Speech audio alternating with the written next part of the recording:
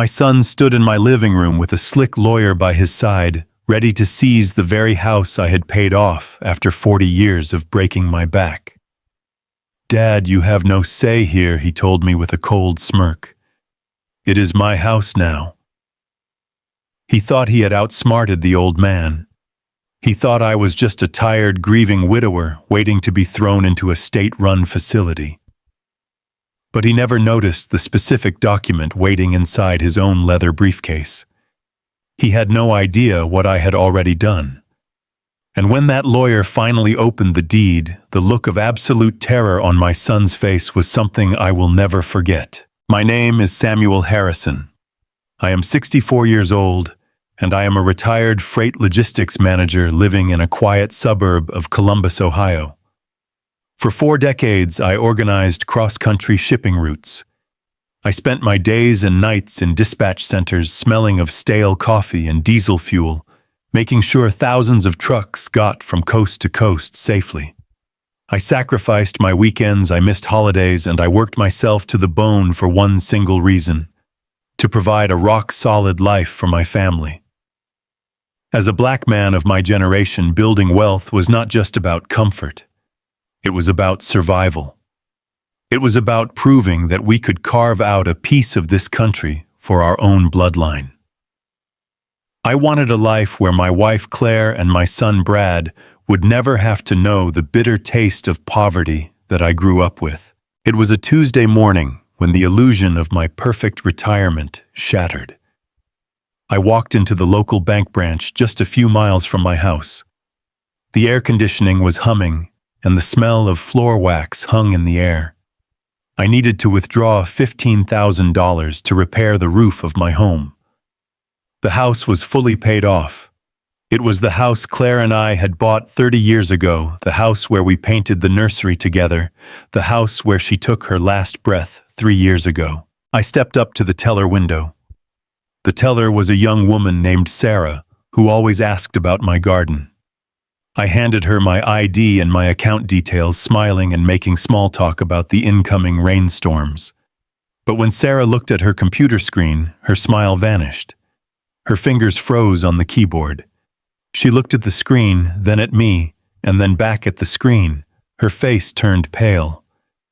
"Mr. Harrison," she said, her voice barely a whisper, "I cannot process this withdrawal." I chuckled, thinking it was a simple computer glitch. I asked her what the matter was and if the system was down again. "No, sir," she replied, avoiding my eyes. "Your savings account does not have the funds.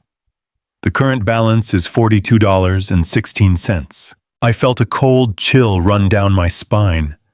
I told her that was impossible, keeping my voice calm, but feeling a sudden knot in my stomach. I explained I had over $75,000 in that account. It was my emergency retirement fund. I asked her to please check it again. Sarah swallowed hard and turned the monitor slightly so I could not see it, but her voice trembled. "Sir, a withdrawal of $75,000 was made yesterday afternoon. The funds were transferred completely out of the institution." My legs felt like lead. The marble floor beneath my feet seemed to sway. $75,000. Gone. That money was my safety net. That money was the result of missed dinners and double shifts. I demanded to know who authorized this, my voice rising enough to make the security guard look over. I told her I did not authorize any transfer. Sarah frantically clicked, her mouse tears forming in her eyes. "It was authorized legally, Mr. Harrison.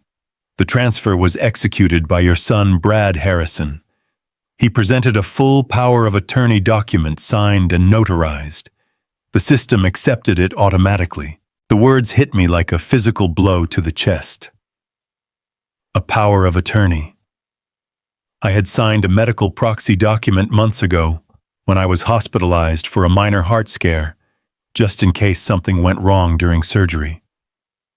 Brad had told me it was standard procedure for medical emergencies. I trusted my son. I trusted the boy I raised, the boy I paid college tuition, for the boy who held my hand at his mother's funeral. He had taken that document, altered or weaponized it, and used it to drain my entire life savings while I was sitting at home watering the tomatoes. I left the bank without saying another word. I could not breathe. The Ohio heat felt suffocating as I gripped the steering wheel of my truck. My heart was pounding a frantic rhythm against my ribs. Betrayal from a stranger is one thing. You expect the world to be cruel. You expect thieves in the night. But when the thief is your own flesh and blood, the pain is a poison that burns through every vein in your body. I drove straight to Brad's office. He ran a mid-sized logistics brokerage in the city, a business I helped him start with my industry connections and my own capital. The drive took 30 minutes, but it felt like 3 hours. My mind raced back to the days when Brad was a boy. I remembered teaching him how to ride a bike, holding the seat so he would not fall.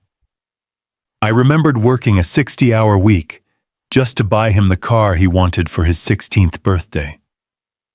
Claire and I skipped vacations and clipped coupons. We poured every spare dime into savings so Brad would never have to start from the bottom like we did. And I remembered Claire, my beautiful Claire, with her warm laugh and gentle hands telling me that we had raised a good man. If Claire were alive, this would have broken her heart. It was breaking mine. I pulled into the parking lot of his glass and steel office building. I did not bother checking in with the receptionist. I bypassed the glass doors and marched straight down the hallway toward his private office. My blood was boiling. I pushed open his heavy oak door without knocking. Brad was sitting behind a massive mahogany desk wearing a tailored suit that cost more than my first car. He was laughing on the phone, spinning a gold pen between his fingers. When he saw my face, the laughter died instantly. He lowered the phone and hung up without saying goodbye to whoever was on the other line. He asked me what I was doing there, putting on a mask of innocent surprise. I slammed both of my hands onto his desk, leaning over so my face was inches from his. I demanded to know where my money was. I asked him where my $75,000 went. Brad flinched. The gold pen dropped from his fingers and clattered onto the desk. He looked toward the closed door, panic flashing in his eyes. He stood up and raised his hands in a defensive gesture. He asked me to keep my voice down and let him explain. I roared that there was nothing to explain, the anger tearing through my throat.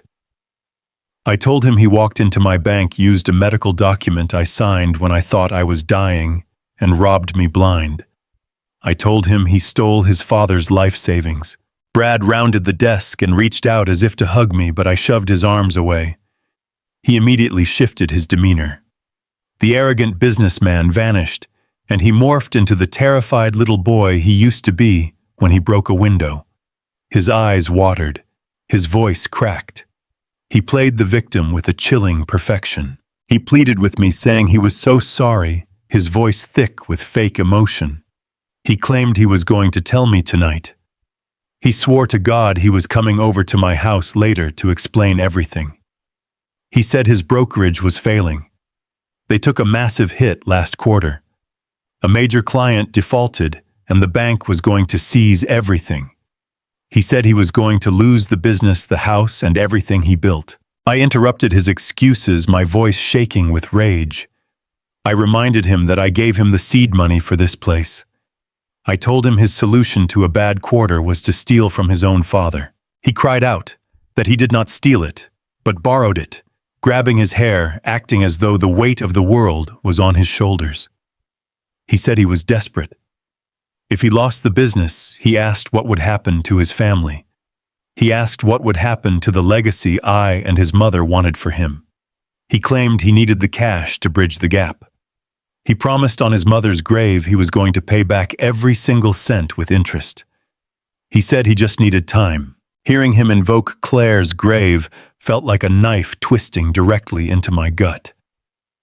My breathing hitched. For a second, the absolute fury in my chest clashed violently with the deep, ingrained instinct of a father protecting his young. I looked at this man standing before me. He was 35 years old, but he was using the memory of his dead mother to shield himself from his own crimes.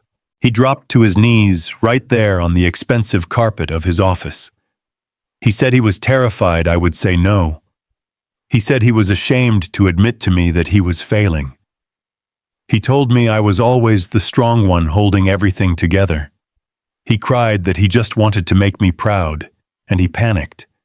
He begged me not to hate him. I stood there looking down at my only child. The anger inside me was a roaring fire, but his tears were throwing water on the flames. That is the tragic curse of being a parent. No matter how old your children get, no matter how terribly they wound you, there is always that small, fragile part of your heart that remembers them as helpless infants. You want to believe them. You desperately need to believe that you did not raise a monster. I told him to get up, dropping my voice to a harsh, gravelly whisper. I told him to get off the floor because he looked pathetic. He stood up slowly, wiping his eyes with the back of his hand, looking at me like a beaten dog. I pointed a trembling finger at his chest and told him he would put that money back. I explained I needed $15,000 this week for the roof. I demanded he wire it back immediately and draft a legally binding repayment plan for the rest. I warned him that if he ever used a piece of paper to touch my bank accounts again, I would forget he was my son and I would call the police. He whispered that he understood, looking down at his expensive leather shoes. He apologized again and promised me he would fix it. I turned my back on him and walked out of the office. The hallway felt miles long. My chest ached with a heavy, suffocating sorrow. I wanted to believe that this was just a horrible mistake made out of sheer desperation. I wanted to believe that my son was just a foolish man trying to save his family rather than a cold-blooded thief. I drove back to my empty house and the silence of the truck allowed the reality to settle in. I pulled into my driveway and looked at the house. The roof shingles were curling and the paint on the porch was chipping. I had worked 40 years to secure this piece of the American dream. I had promised Claire on her deathbed that I would keep our home safe and pass it down. But the cold, hard truth was beginning to crystallize in my mind. The threat to my home was not the economy. It was not the taxes. The threat to everything I had built was sitting in a tailored suit in a downtown office calling me Dad. I walked up the steps and unlocked the front door. The house was quiet. Too quiet. I walked into the kitchen and sat at the old wooden table where Claire used to drink her morning tea. I rested my head in my hands and let the tears come. I cried for my wife. I cried for the betrayal. But most of all, I cried for the son I thought I knew. I had forgiven him in that office because my heart demanded it. But my gut, that old instinct honed by decades of dealing with shady dispatchers and cutthroat corporate bosses, was screaming at me. Brad was lying. A man who steals from his grieving father does not do it out of love. A man who alters a medical proxy into a financial weapon does not do it by accident. He had planned it. He had walked into that bank, looked the teller in the eye, and drained my safety net without a second thought. And although I did not know it yet, the $75,000 was only the beginning. The real nightmare, the one that would force me to fight for my very survival, was already waiting for me. I wiped my face and looked around the kitchen. I was a 64-year-old man alone in the world, but I was not weak. I survived the docks. I survived the loss of my wife. And if my own flesh and blood wanted a war for the life I built, he was going to get one. I unlocked my front door and walked straight past the kitchen. I did not take off my coat. I did not take off my shoes. I headed directly for the small spare bedroom I used as a home office. My chest was tight and my breathing was shallow. The $75,000 Brad had stolen was a heavy blow, but my mind was spinning toward a much darker fear. If he had used that medical proxy to drain my savings, what else had he touched? I pulled open the heavy metal drawers of my filing cabinet.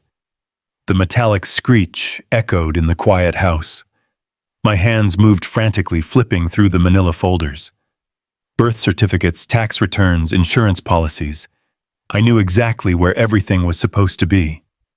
Claire and I had built this life brick by brick, and we were meticulous. When we bought this house in 1986, we were just a young, hard-working couple trying to carve out a safe space in a world that did not hand out favors to people who looked like us. I was pulling double shifts at the freight yard, breathing in diesel fumes, and freezing in the Ohio winter, while Claire worked as a public school teacher. We put every spare dime into this house. We wanted a sanctuary. We wanted a place where our son would never have to worry about a landlord knocking on the door. This house was not just wood and drywall. It was the physical proof of our love and our sacrifice. I trusted Brad with my life. When Claire passed away 3 years ago, I felt like my soul had been ripped out of my chest. Brad was the one who held my hand at the funeral. Brad was the one who told me we would get through it together. I gave him copies of my keys. I gave him access to my emergency documents because I thought a father was supposed to trust his only child. But as I dug through my files, the ugly truth stared back at me. The folders were completely out of order. My property deed, the original document with the embossed state seal, was not in its usual red folder. It had been moved to the very back of the drawer. Someone had been digging through my life. My hands began to shake. I pulled the deed out to make sure it was still intact, and thank God it was. But the cold realization washed over me. Brad had not just panicked over a bad quarter at his brokerage. He had come into my home while I was grieving, while I was vulnerable, and he had methodically searched through my most valuable assets. I did not call him. I did not scream. I sat in my desk chair and let the silence of the house wrap around me. I knew that if I confronted him again right now, he would just cry and lie and spin another story. I needed to see his face when he thought he was in control. I needed to know exactly what kind of snake I had raised. That Sunday, I drove to Brad's upscale suburban house for our weekly family dinner. He lived in a massive 2-story brick home in a gated community. The kind of neighborhood with perfect green lawns and luxury cars parked in the driveways. I parked my old truck on the street and walked up the pristine stone pathway. Before I even reached the door, it swung open. Brad stood there wearing a cashmere sweater and a bright smile, acting as if the ugly confrontation in his office had never happened. He threw his arms around me, pulling me into a tight hug. "Dad," he said, his voice dripping with forced warmth. "I am so glad you made it. We were worried you might have forgotten the way." I pulled back and looked at him. Forgotten the way. I had been driving to this house every Sunday for 5 years. Why would I forget the way? Before I could ask, his wife, Jessica, stepped into the foyer. Jessica was a woman from a wealthy family who always carried herself with a sense of quiet superiority. She smiled, handing me a glass of iced tea. "Oh, Samuel, you know how traffic gets," she said, speaking to me in a slow, exaggerated tone like she was talking to a toddler. "Brad just meant your memory has been a little fuzzy lately. Remember last week when you left your umbrella on the porch?" I stared at her. I had left an umbrella on the porch because it had stopped raining, not because my mind was failing. But I took the glass of tea and forced a smile. I told her my memory was just fine and walked into the dining room. The entire dinner felt like a carefully orchestrated play. Brad carved the roast while Jessica constantly hovered around me. They kept asking me strange leading questions. They asked if I was remembering to take my blood pressure medication. They asked if the stairs in my house were getting too hard for my knees. Brad even poured me a glass of water and told me I needed to stay hydrated because older folks lose track of their thirst. Every word out of their mouths was designed to make me feel frail, confused, and incapable. They were painting a picture, and I was the helpless subject. Halfway through the meal, Brad mentioned a contractor who had fixed his patio. I told him I needed the guy's number to get a quote for my own roof repair. "Sure thing, Dad," Brad said, wiping his mouth with a linen napkin. "I have his card on my desk in the study. Do you want me to go get it for you? The lighting in there is a little dim, and I do not want you to trip on the rug." The condescension in his voice made my jaw clench. I pushed my chair back and stood up, keeping my posture straight. I told him I was perfectly capable of walking into a room and finding a business card. I smiled at Jessica, thanked her for the meal, and walked down the hallway toward Brad's home office. The study was immaculate. Floor-to-ceiling bookshelves, a massive glass desk, and a leather executive chair. It smelled of expensive cologne and polish. I walked over to the desk, looking for the business card. Brad's heavy leather briefcase was resting on the edge of the desk, propped open slightly. As I reached across the glass surface to grab a pen, my sleeve caught the heavy brass buckle of the briefcase. It tipped over with a loud thud, spilling its contents onto the thick Persian rug. I let out a quiet sigh and bent down on my old knees to pick up the mess. Manila envelopes, printed spreadsheets, and glossy brochures were scattered across the floor. I started gathering the papers quickly, not wanting Brad to come down the hall and treat me like a clumsy old fool. But as I picked up a thick stack of legal documents printed on heavy cream-colored paper, the bold black text at the very top caught my eye. My hands froze. My breathing stopped completely. The document was titled, "Petition for Appointment of Conservator and Guardian of the Estate." I blinked, staring at the words, trying to make sense of the dense legal jargon. Right below the title was my name, Samuel Harrison, listed as the proposed ward, and right below that was the name of the proposed conservator, Bradley Harrison. My eyes darted across the paragraphs. The words jumped off the page like physical blows. Declining cognitive function, inability to manage financial affairs, danger to self and estate. Brad had hired a lawyer to petition the state to declare me mentally incompetent.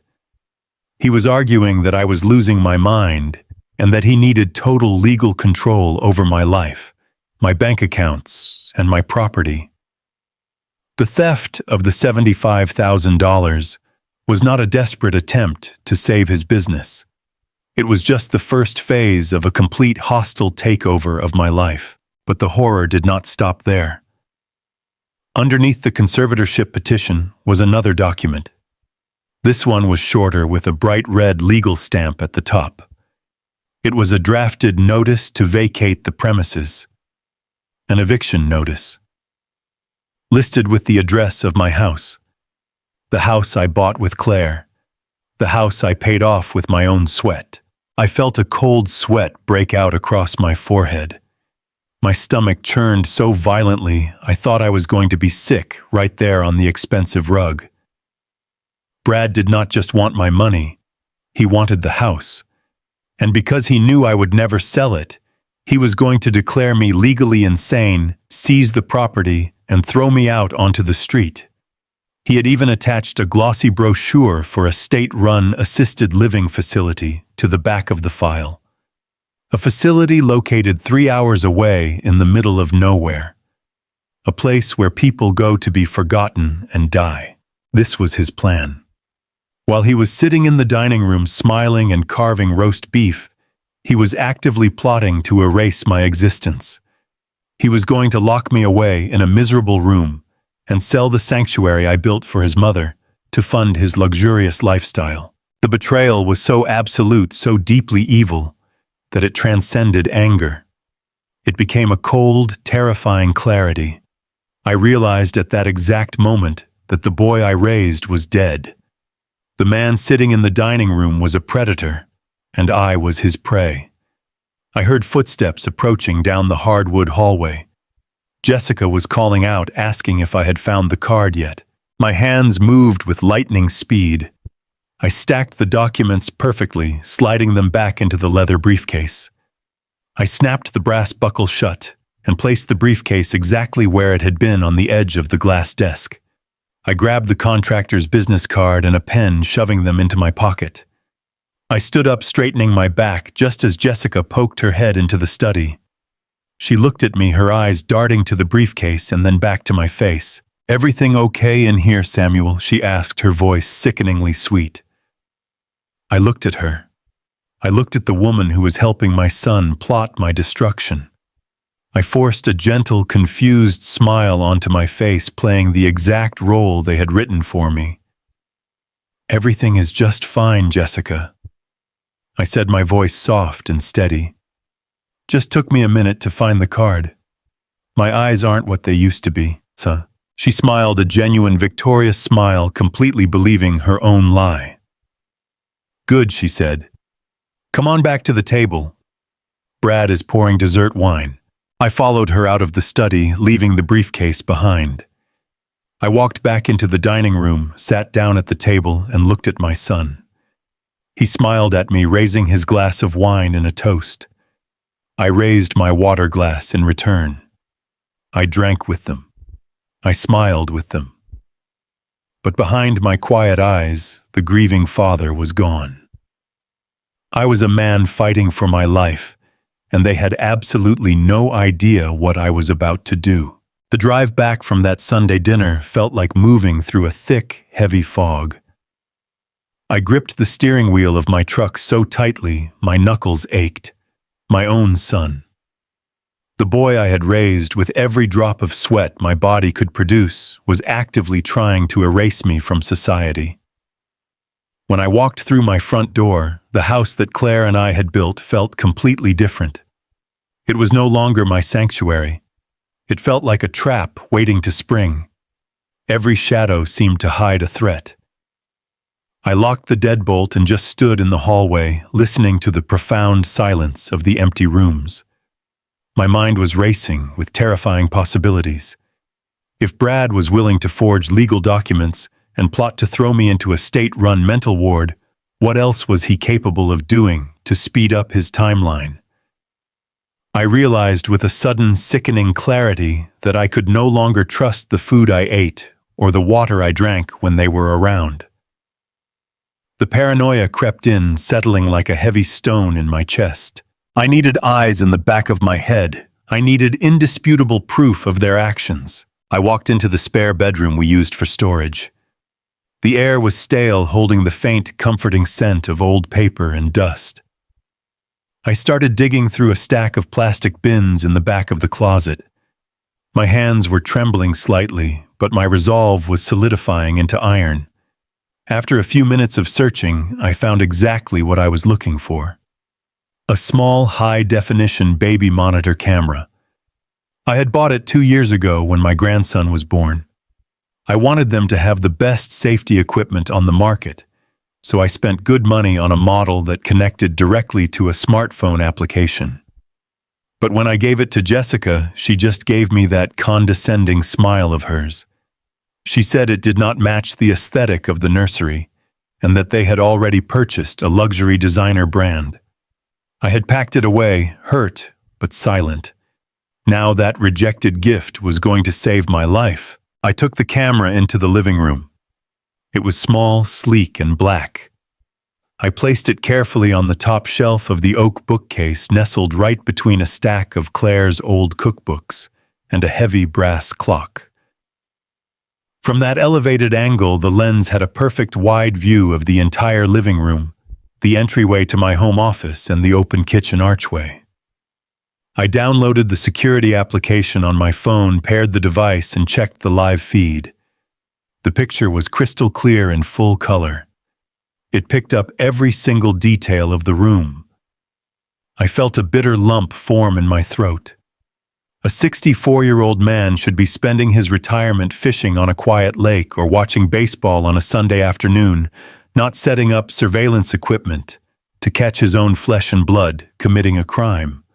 But the rules of engagement had changed permanently. I was at war in my own home, and I had to defend my territory. 2 days later, the doorbell rang. It was a Tuesday afternoon. Brad had called earlier that morning using his fake sweet tone, asking if he and Jessica could drop by to bring me some groceries and check on a loose shingle on my roof. I had told him yes, keeping my voice weak and raspy to play into his expectations. When they walked through the door, they were playing the perfect caring children to the letter. Brad was carrying a paper bag of groceries, while Jessica held a fancy bakery box. I greeted them slowly, shuffling my feet a little more than usual, dragging my heels on the hardwood floor. I told them I was feeling deeply tired and needed to sit down for a moment. I moved to my old leather recliner, the one situated perfectly in the center of the camera frame. I pulled a thick wool throw blanket over my lap and closed my eyes, letting my breathing slow down to a steady, heavy rhythm. I made sure to leave my smartphone hidden beneath the folds of the blanket, the screen glowing faintly with the live camera feed right in my lap. I heard them moving around the kitchen, the clinking of ceramic mugs, the rustling of paper bags. From beneath my half-closed eyelids and the gentle glow of the phone screen resting on my lap, I watched the nightmare unfold in real time. On the live feed, I saw Brad whisper something to Jessica. She nodded sharply, and Brad immediately slipped out of the kitchen. He did not come into the living room to check on me. He crept quietly down the hall straight toward my home office. My chest tightened with a surge of adrenaline. I knew exactly what he was doing. He was going back to my filing cabinets looking for the original property deed he had failed to secure during his last visit. He was hunting for the final piece of the puzzle to legally steal my home. But what Jessica did next made the blood freeze completely in my veins. On the screen, I saw her standing by the kitchen counter, pouring fresh coffee from the pot into my favorite ceramic mug. She checked over her shoulder, glancing toward the living room to make absolutely sure I was still asleep. Then she reached deep into her designer purse and pulled out a small, clear plastic baggie. Inside the baggie was a fine white powder. My stomach churned violently. I watched in absolute horror as my daughter-in-law took a small metal spoon, scooped a heavy dose of that powder, and stirred it directly into my steaming coffee. The powder dissolved instantly without a trace. She tapped the spoon on the edge of the sink, washed it quickly under the tap, and smiled to herself. I did not need a medical degree to know what that powder was. They had been asking me pointed questions about my memory and my cognitive health all week. They were building a legal case to declare me incompetent to a judge. That powder was a strong sedative. They were likely crushed prescription pills meant to induce severe confusion, lethargy, and memory loss. They were intentionally poisoning me. They wanted me to slur my words. They wanted me to stumble around my own house and forget simple things so that when the state evaluator came to assess my mental state, I would look exactly like a man who had completely lost his mind. My own son and his wife were slowly chemically destroying my brain to steal the house I built for my family. The sheer evil of their plan was staggering.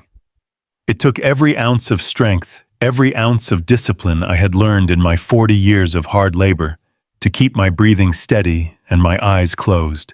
I wanted to leap out of that chair, grab them both by the collar, and throw them out onto the street.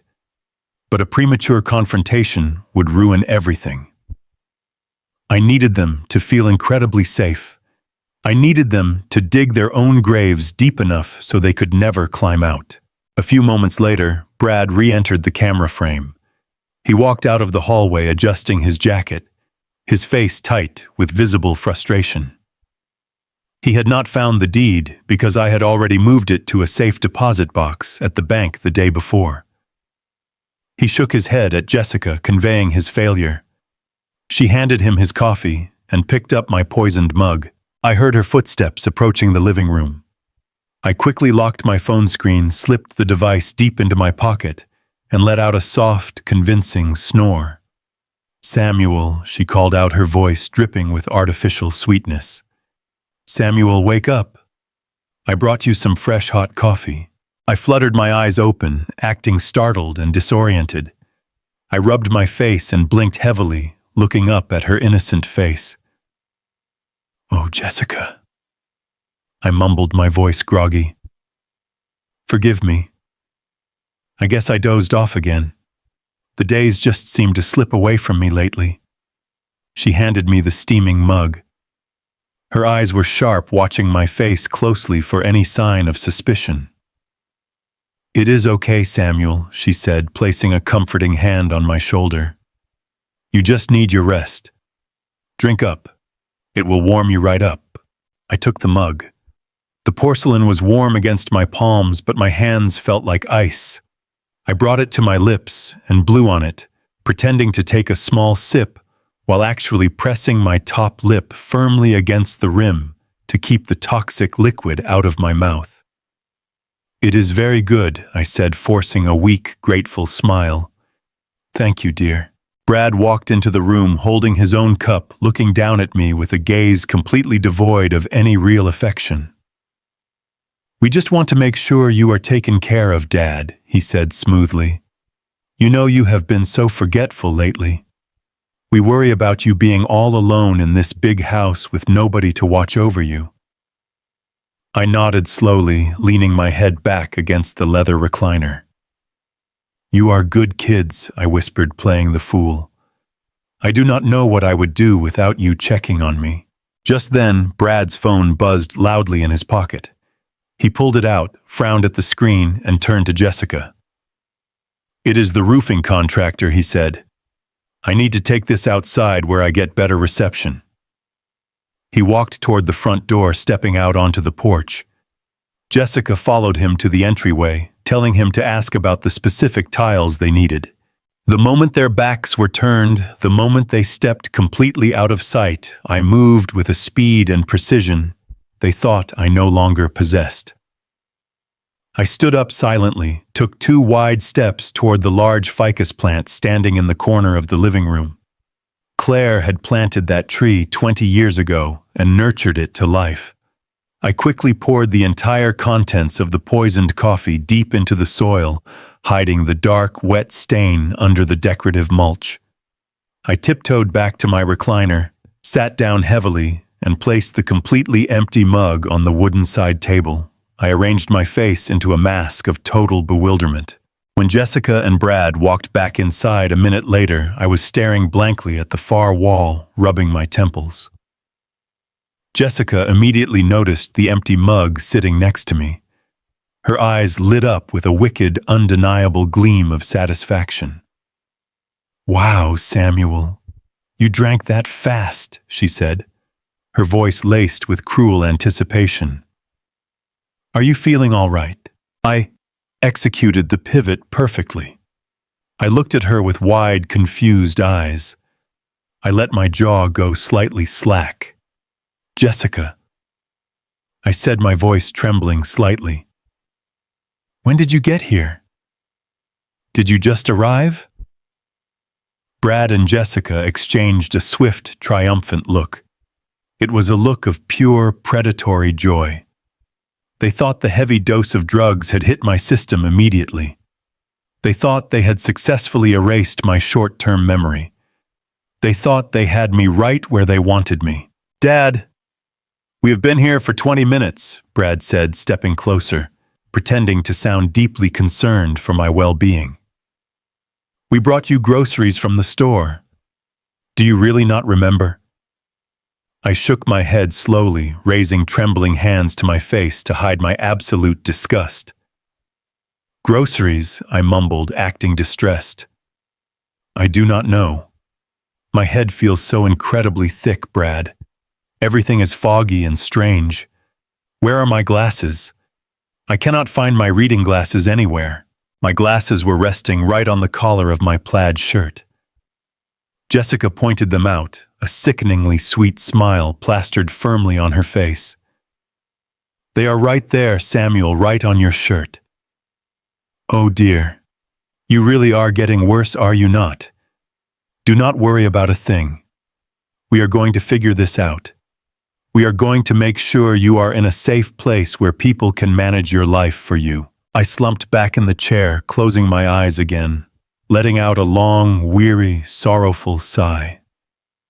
I played the broken old man to perfection. I let them believe they were the brilliant masters of the game. But as they patted my shoulder and whispered fake reassurances, the fire inside me burned hotter than a blast furnace. They had declared war on my mind, on my home, and on my life. They thought they were dealing with a frail old man whose brain was failing him rapidly. They had absolutely no idea they were dealing with a man who had already gathered the high-definition video evidence to lock them both in a concrete cell. The trap was set, and I was going to let them walk right into it with a smile on my face. I sat in my truck in the driveway for a long time after Brad and Jessica finally left my house. My hands gripped the steering wheel so hard my knuckles throbbed with a dull ache. I had played the part of the confused old man perfectly, but the adrenaline crashing through my veins was making me dizzy. The hidden camera had captured everything.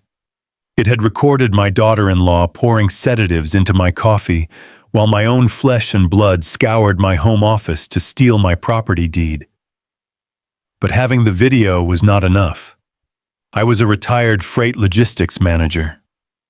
I knew how to route 18-wheelers through a blizzard in the Rocky Mountains, but I did not know the first thing about fighting a legal battle against a conservatorship.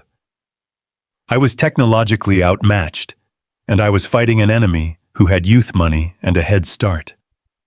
I needed an ally. I needed someone whose mind was as sharp as a scalpel. I put the truck in reverse and backed out of the driveway. I knew exactly where I had to go. I drove across town to a quiet, upscale neighborhood in Dublin, Ohio. I pulled up to a meticulously kept colonial house and walked up to the heavy oak front door. I rang the bell and waited. A few moments later, the door opened, revealing Robert. Robert was Claire's older brother. When Claire and I started dating back in the 70s, a lot of people looked at a black man and a white woman with sideways glances. But Robert never did. He welcomed me into the family from day one. He was a retired forensic accountant who had spent 35 years working for the Internal Revenue Service, tracking down tax cheats and corporate fraudsters. He was 66 years old, sharp as a tack, and fiercely protective of his late sister's memory. Robert took one look at my face and knew something was terribly wrong. He stepped aside and ushered me into his house without a word. He led me into his kitchen, poured 2 cups of black coffee, and sat across from me at the island. I did not waste time with small talk. I pulled out my phone and played the video from my living room. I watched his face as he saw Jessica slip the powder into my mug. I watched his jaw tighten as he saw his own nephew creeping down the hallway to rifle through my private files. Then I told him about the bank transfer. I told him about the $75,000 Brad had stolen using a medical proxy.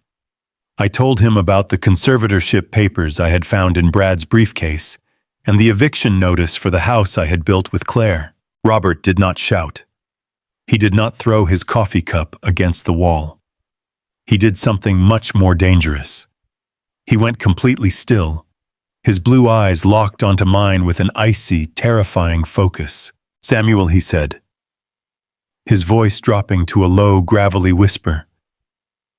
"I never liked the way Brad handled his money. I never liked the luxury cars, the country club memberships, and the constant bragging. A mid-sized freight brokerage does not generate that kind of liquid cash unless somebody is cooking the books. If he is stealing from his own father to cover his tracks, he is in deeper trouble than a bad quarter. We are going to tear his finances apart, brick by brick." Robert stood up and told me to follow him. We walked down the hallway and descended the wooden stairs into his basement.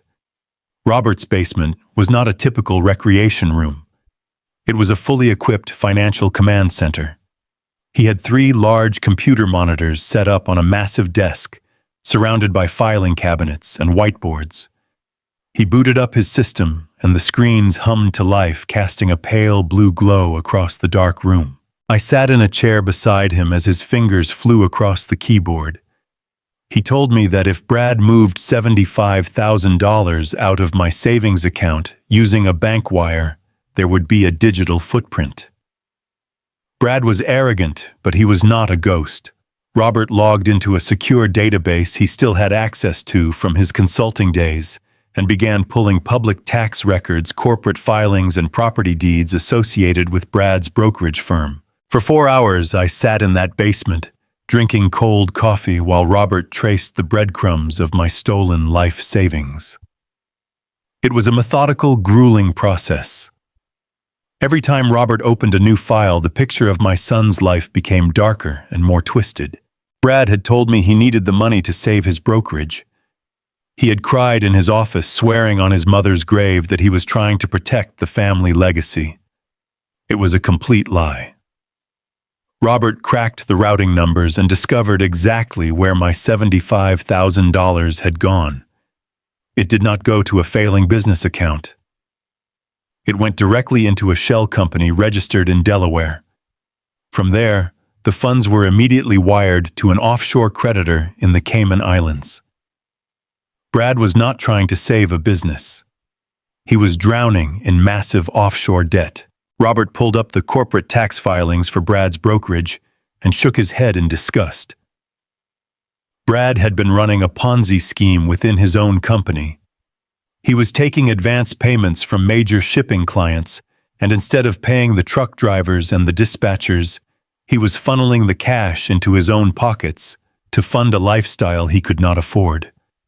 The walls were closing in on him. The creditors were demanding their money, and the Internal Revenue Service was already flagging his accounts for severe tax fraud.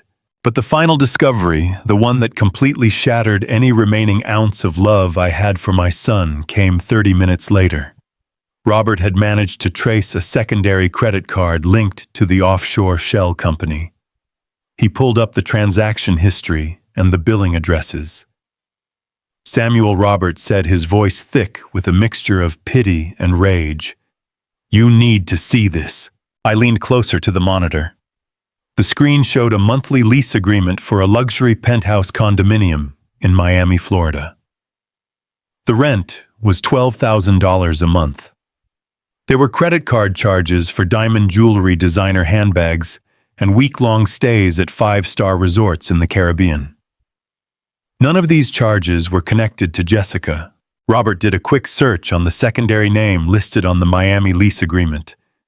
He pulled up a social media profile and clicked on it. A woman in her late 20s with long blonde hair and an expensive smile stared back at us from the screen.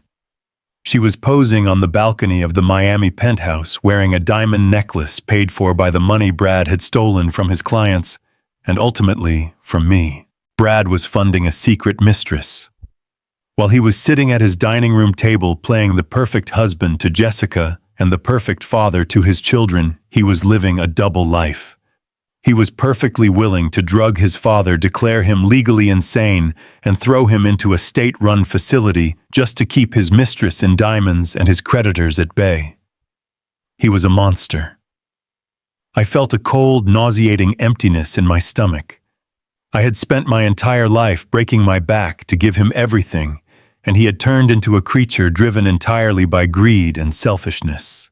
"We have everything we need to bury him," Robert said, turning away from the screens. "We have the tax fraud. We have the offshore accounts. We have the video of Jessica poisoning your coffee. But we have to move very carefully. If Brad realizes you are looking into his finances, he will accelerate the conservatorship. He will have a judge sign an emergency order to lock you away before you can ever show this evidence to the police." I nodded, feeling the heavy weight of the battle ahead. I thanked Robert and told him I would play along with Brad's game while we prepared our legal counterattack. I drove home that night, checking my rearview mirror constantly. The paranoia was no longer just a feeling. It was a survival instinct. But I had underestimated just how desperate and cunning my son had become. Brad was not just sitting around waiting for me to lose my mind. He was actively closing the net around me. The very next morning, I woke up early to prepare for my routine physical checkup with Dr. Evans. Dr. Evans was a kind, older physician who had been treating me and Claire for 20 years. Seeing him was a crucial part of my plan. If I could get a clean bill of health and a cognitive evaluation from my longtime doctor, it would completely destroy Brad's claim that I was suffering from severe dementia. It would be the ultimate medical shield against his fake conservatorship petition. I got dressed, grabbed my keys, and drove to the medical clinic across town. I walked through the glass doors and approached the reception desk. The receptionist, a young woman named Brenda, smiled at me, but her eyes looked a little confused. "Good morning, Mr. Harrison," she said, clicking her mouse. "What brings you in today?" I told her I was there for my 9 o'clock physical with Dr. Evans. Brenda frowned and stared at her computer screen. She tapped a few keys and shook her head.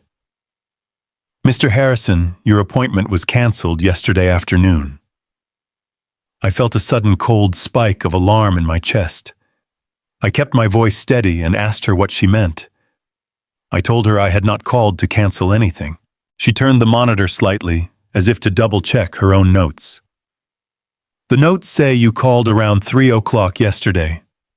You said you were feeling perfectly fine and wanted to postpone the physical indefinitely. The system also shows a request to update your primary contact number and emergency contact to your son, Bradley Harrison. The notes indicate you asked us to route all future medical correspondence directly to him due to your declining memory." The air in the clinic suddenly felt very thin. I gripped the edge of the reception counter to steady myself. Brad had impersonated me. He had called my doctor pretending to be his forgetful, aging father.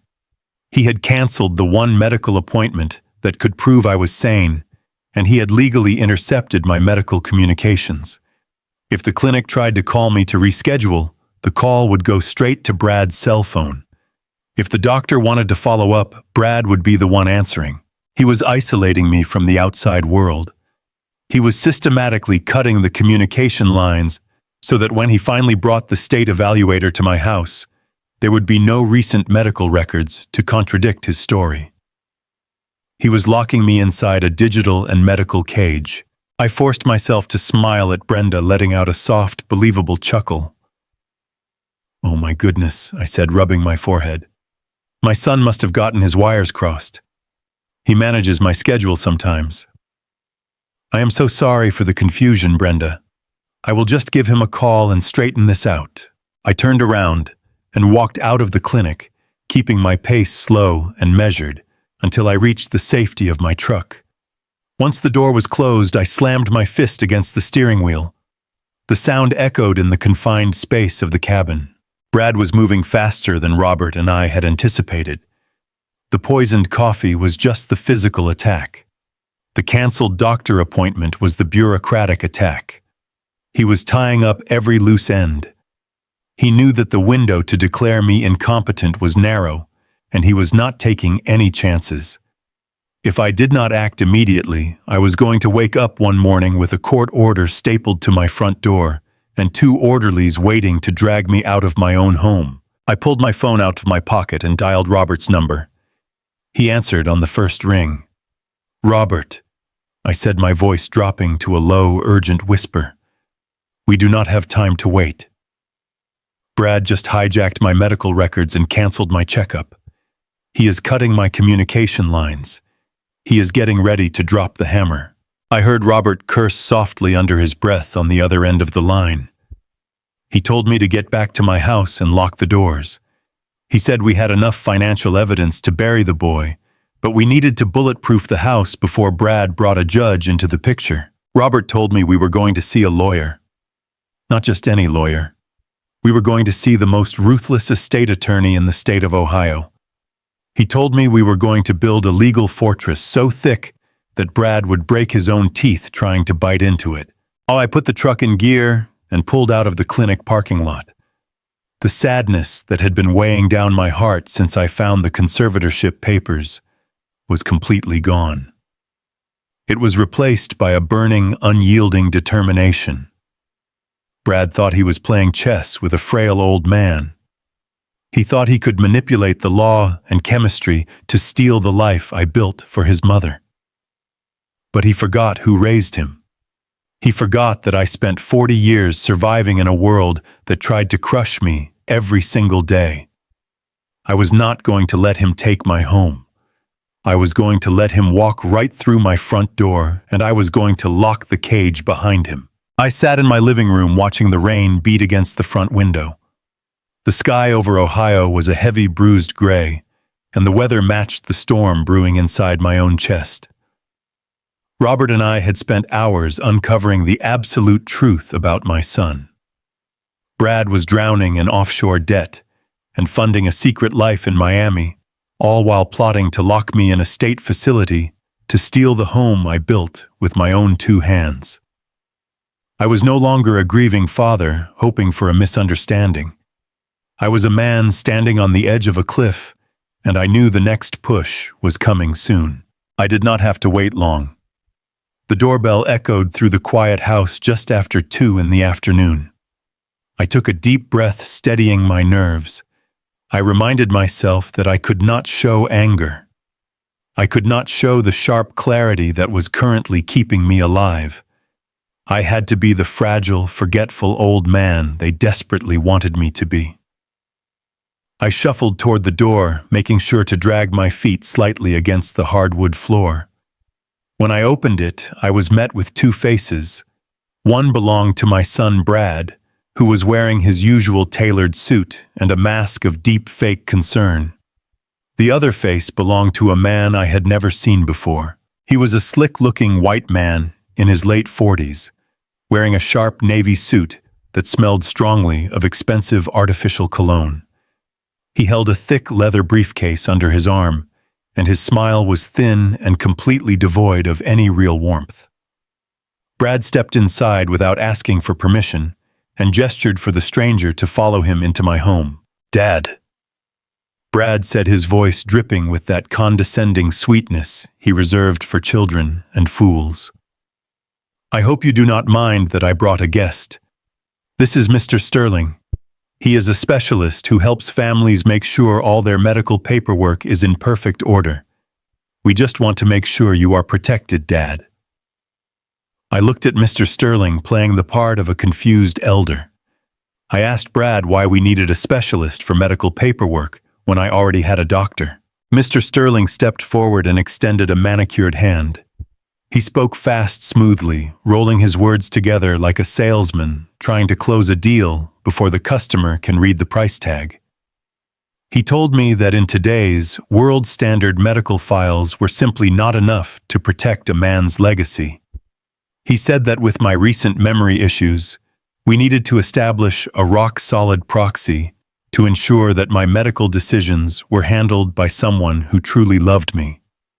He used words like protection and family security and peace of mind. But looking into his cold, flat eyes, I knew exactly what he was. He was a shark in a tailored suit, brought here to chew up my life and spit out the bones. I led them into the living room. I sat down in my favorite recliner while Brad and Mr. Sterling took a seat on the sofa opposite me. I asked if they wanted some tea. Brad quickly declined, saying they only needed a few minutes of my time. But I insisted. I slowly pushed myself out of the chair, walked into the kitchen, and poured myself a large mug of piping hot tea. I wanted a prop. I wanted something hot and dangerous in my hands. I carried the steaming mug back into the living room, holding it with a slight intentional tremble, and sat back down. Mr. Sterling opened his leather briefcase. The click of the metal latches sounded incredibly loud in my quiet house. He pulled out a thick stack of legal documents printed on heavy formal paper. He laid them out on the coffee table between us and pulled a heavy gold pen from his inner jacket pocket. "Samuel," he said, leaning forward with a completely fake expression of empathy, "we know that getting older can be frightening. We know that memory slips can cause a lot of anxiety. Your son Bradley has expressed deep concern for your well-being. These papers are simply a standard medical proxy. They give Bradley the authority to speak to your doctors directly and handle any emergency medical decisions if you are ever unable to do so yourself. It is just a safety net, Samuel, nothing more. Brad leaned forward, resting his elbows on his knees. Dad, I just want what is best for you. You have been so confused lately. I just want to take the burden off your shoulders. All you have to do is sign at the bottom of the last page, and we can put all this worry behind us. They pushed the stack of papers across the table toward me. Mr. Sterling uncapped the gold pen and held it out. I took a slow sip of my hot tea, letting the silence stretch. I set the mug down near the edge of the coffee table. I reached into my shirt pocket and pulled out my reading glasses. I put them on slowly, deliberately, making my hands shake. I reached for the documents. I did not flip to the last page to sign blindly like they expected. Instead, I started reading the first page. Brad shifted uncomfortably on the sofa. He told me I did not need to strain my eyes reading all that legal jargon. He promised me it was just standard medical boilerplate language. I kept my voice weak and raspy. I told him that his mother always taught me never to sign a piece of paper without reading it first. I said it was an old habit I just could not break. I asked them to indulge an old man for a minute. Mr. Sterling let out a short, annoyed breath, but forced another smile. He told me to take my time, but reminded me he had another appointment across town very soon. I read the first page. It looked legitimate at first glance. It was full of medical terminology outlining the rights of a designated healthcare surrogate. It talked about hospital admittance and medical privacy waivers. If I had been a foolish man or truly suffering from dementia, I would have stopped reading right there and signed my life away. But Robert had warned me. Robert had told me to look for the poison hidden in the fine print. I turned to the second page. My eyes scanned the dense paragraphs. And then halfway down the third page, buried under a section titled Asset Management for Medical Care, I found it. My heart slammed against my ribs. The blood roared in my ears. It was a hidden clause. It was not a medical proxy at all. It was a quitclaim deed disguised with medical jargon. The clause stated that upon the signing of this document, the undersigned grants immediate and irrevocable transfer of all real property, including the primary residence, to the designated proxy, to manage, fund, and secure ongoing medical and psychiatric care. They were trying to trick me into signing over the deed to my house. If I put my name on that line, the house I paid for with 40 years of sweat, the house where I kissed my wife for the last time, would instantly belong to Brad. He would have the legal right to change the locks, sell the property to the highest bidder, and use the money to pay off his offshore debts and fund his mistress in Miami. He would take my home and use the same document to throw me into a state ward. The sheer audacity, the absolute wickedness of the document took my breath away. My own son was sitting 3 feet away from me, watching me with eager, hungry eyes, waiting for me to legally execute my own destruction. The pain of that realization was a physical weight crushing my chest. I had to fight every natural instinct in my body. I wanted to stand up and scream. I wanted to tear the document to pieces and throw them in his face. I wanted to ask him how he could look at the father who raised him and do something so incredibly evil. But I could not do any of those things. If I confronted them now, Brad would know I was completely lucid. He would realize his trick had failed, and he would immediately resort to the nuclear option. He would march straight to a judge, file the emergency conservatorship petition, claiming I was delusional and aggressive, and force a court-appointed takeover. I needed time. I needed to get to my own lawyer to build a fortress they could never breach. I had to stop them from getting my signature today without making them suspect I knew the truth. It was time to give the performance of my life. I looked up from the papers, letting my eyes go wide and unfocused. I took off my glasses and stared blankly at the wall behind Brad. I let my mouth hang open slightly. Brad. I whispered, my voice trembling violently. Brad. Where is your mother? Brad frowned, exchanging a quick, irritated look with the lawyer. Dad, he said, speaking slowly. Mom passed away 3 years ago. You know that. We are here to sign the medical papers, remember? I began to shake my head frantically. I raised my hands and let them tremble in the air. No, I said, my voice rising in a panicked pitch. No, Claire said she was making dinner. She went to the store to get the chicken. Why is she not back yet? It is getting dark outside. She should be back by now. Mr. Sterling leaned forward, his professional mask slipping to reveal deep annoyance. Mr. Harrison, please try to focus. We just need your signature right here on the line. I can guide your hand if you need help. He reached across the table to grab the papers and hand me the pen. I escalated my panic. I started breathing heavily, gasping for air, as if I were having a severe episode of dementia and confusion. I asked them who they were. I asked Brad why a stranger was in my house. I told them they needed to leave before Claire got home because she did not like strangers in the living room. Dad, stop it, Brad snapped, losing his patience. The fake loving son vanished completely. Stop acting crazy and just sign the paper. We do not have time for this right now. Just sign the damn paper, Dad. He reached for the documents. I knew this was my only window. I lunged forward, pretending to clumsily reach for my reading glasses on the table. As my hand swept across the surface, I intentionally struck the heavy ceramic mug of hot tea with the side of my wrist. The mug tipped over instantly. The dark, boiling hot tea flooded across the coffee table in a massive wave. It cascaded directly over the stack of heavy cream-colored legal documents. The hot liquid soaked into the paper, instantly staining the pages dark brown and blurring the dense black ink into an illegible mess. Brad jumped back, cursing loudly, as the hot tea splashed onto the knees of his expensive, tailored suit. Mr. Sterling gasped and snatched his leather briefcase off the table just before the liquid reached it. "What the hell is wrong with you, Brad?" shouted, his face turning bright red with fury. He grabbed a handful of napkins from the kitchen and threw them onto the table, but it was completely useless. The documents were ruined.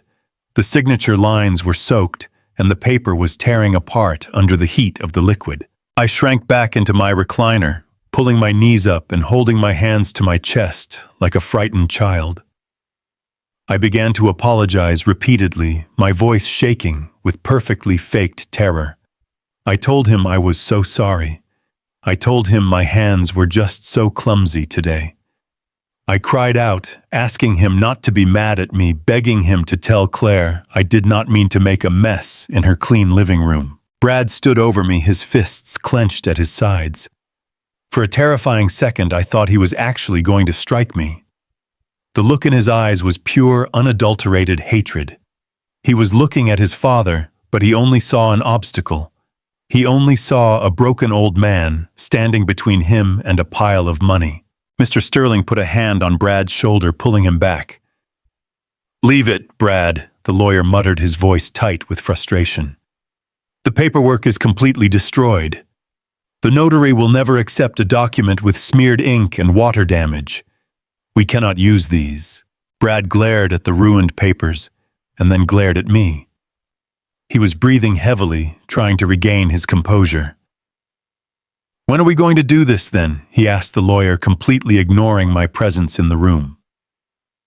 "I need this done immediately. The timeline is getting too tight." Mr. Sterling wiped a drop of tea off his shoe with a handkerchief. "I will have to go back to my office and draft a fresh set of documents. It will take time to reprint the specialty stock and set up a new notary. I will have them ready by Friday afternoon. We will come back here on Friday at 3 o'clock, and we will make sure he signs them before he has another one of his episodes." Brad nodded sharply. "Friday at 3. We get it done." He turned to look at me one last time. He did not say goodbye. He did not ask if I was okay. He simply turned his back on me and walked out the front door with the lawyer following close behind. The door slammed shut, shaking the walls of the house. I sat in my recliner listening to the sound of their car engine starting and driving away down the street. I waited until the street was completely silent. Then I stopped shaking. I lowered my hands. The confusion and the fear instantly drained from my face. I looked down at the ruined, soaking wet documents on my coffee table. The ink was running down the sides, dripping onto the rug. I had done it. I had ruined their trap without raising a single suspicion. They thought I was a pathetic, confused old man losing my grip on reality. They believed their own lie so deeply that they could not see the truth staring them right in the face.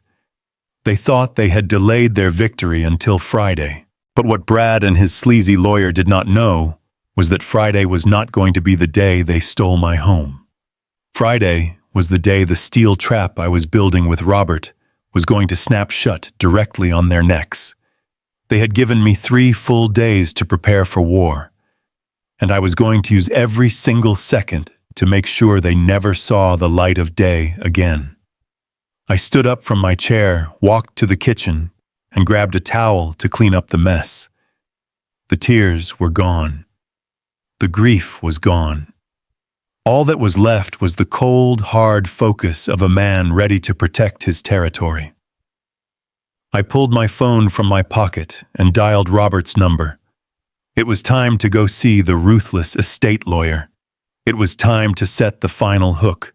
The morning after I spilled that boiling tea over my son's fraudulent legal papers, the silence in my house felt different. It was no longer the heavy, lonely silence of a grieving widower. It was the sharp, disciplined silence of a soldier preparing for battle. I woke up before the sun even thought about rising. I walked into my kitchen and brewed a pot of strong black coffee. I did not bother turning on the lights. I stood in the dark, letting the warmth of the ceramic mug seep into my calloused hands. For 40 years, I had woken up in the dark to manage freight logistics. As a black man in an industry dominated by people who did not look like me, I had to be twice as smart and work 3 times as hard just to keep my seat at the table. I built my career on anticipation, on knowing where the roadblocks were before the trucks even hit the highway. My son Brad thought he had outsmarted me. He thought my mind was rotting and my spirit was broken. He had absolutely no idea that his betrayal had simply awakened the man who built the very foundation he was currently trying to steal. I walked into the living room and stared at the dark brown tea stain on the coffee table. That stain was my temporary shield. It had bought me exactly 3 days. Brad and his sleazy lawyer, Mr. Sterling, were coming back on Friday at 3 o'clock in the afternoon with a fresh stack of papers. They fully expected me to be a drooling, submissive old fool ready to sign away the deed to my house and voluntarily step into a state-run mental ward. They thought they controlled the timeline, but the clock was no longer ticking for me. It was ticking for them. At exactly 7 in the morning, I saw a plain gray sedan pull up to the curb, 2 houses down from mine. It was not Robert's usual car. My brother-in-law was a former forensic accountant for the Internal Revenue Service, and he knew how to move like a ghost when he needed to. Robert knew that Brad might have hired someone to watch my house or track my movements, so he borrowed his neighbor's car to pick me up. I slipped out the back door, walked through the damp grass of my backyard, and climbed into the passenger seat of the gray sedan. Robert did not say a word when I got in. He just gave me a firm nod, put the car in drive, and pulled away from the curb. The drive into downtown Columbus was tense and quiet. The city was waking up around us commuters rushing to their jobs, completely unaware of the life and death struggle happening inside our vehicle. Robert gripped the steering wheel, his jaw set tight. He was a white man who had welcomed me into his family when I married his sister Claire 40 years ago. We had bonded over our shared blue-collar roots and our mutual belief that a man's word was his bond. Seeing his own nephew turn into a predatory monster had ignited a cold, calculating fury inside Robert. "We are going to see Donovan Hayes," Robert said, finally breaking the silence as we navigated the downtown traffic. Donovan is the most ruthless estate attorney in Ohio. He used to be a federal prosecutor before he moved into private wealth protection. He does not play games, Samuel. He destroys people who try to exploit the elderly. I called him last night and told him exactly what Brad is trying to do. He cleared his entire morning schedule for us. I nodded, watching the towering glass and steel buildings of the city center pass by. I felt a strange sense of calm settling over me. When you are standing on the edge of a cliff and you realize someone is trying to push you off, you stop being afraid of the fall. You just focus on grabbing them by the collar and taking them down with you. We parked in an underground garage and took a private elevator up to the 30th floor. Donovan Hayes operated out of a massive corner office that overlooked the entire city. When we walked through his heavy oak double doors, I was met by a man who looked like he had been carved out of solid granite. Donovan was in his late 60s with sharp gray eyes and a posture that commanded absolute authority. He did not offer any empty sympathies or polite small talk. He shook my hand firmly, motioned for us to sit at his large mahogany conference table, and immediately asked to see the evidence. Robert opened his briefcase and laid out the financial dossiers he had hacked from the public tax records. He showed Donovan the offshore shell company Brad had created, the $75,000 Brad had stolen from my savings account, using that twisted medical proxy, and the lease agreement for the luxury penthouse in Miami, where Brad was keeping his secret mistress. Then I pulled out my phone and played the hidden camera video from my living room. We sat in total silence as Donovan watched my daughter-in-law Jessica crush powerful sedatives into my coffee, while Brad prowled through my home office searching for my property deed. Donovan leaned back in his leather chair and folded his hands. His eyes were cold and completely void of emotion. "Your son and his wife are not just greedy, Samuel," he said, his voice steady and low. "They are calculating criminals. The attempt to chemically alter your mental state pushes this from civil fraud into felony elder abuse and attempted bodily harm. They want to trigger a conservatorship by creating a false medical baseline. It is a classic predatory tactic. They isolate the target, they manipulate the medical perception, and then they swoop in as the legal saviors.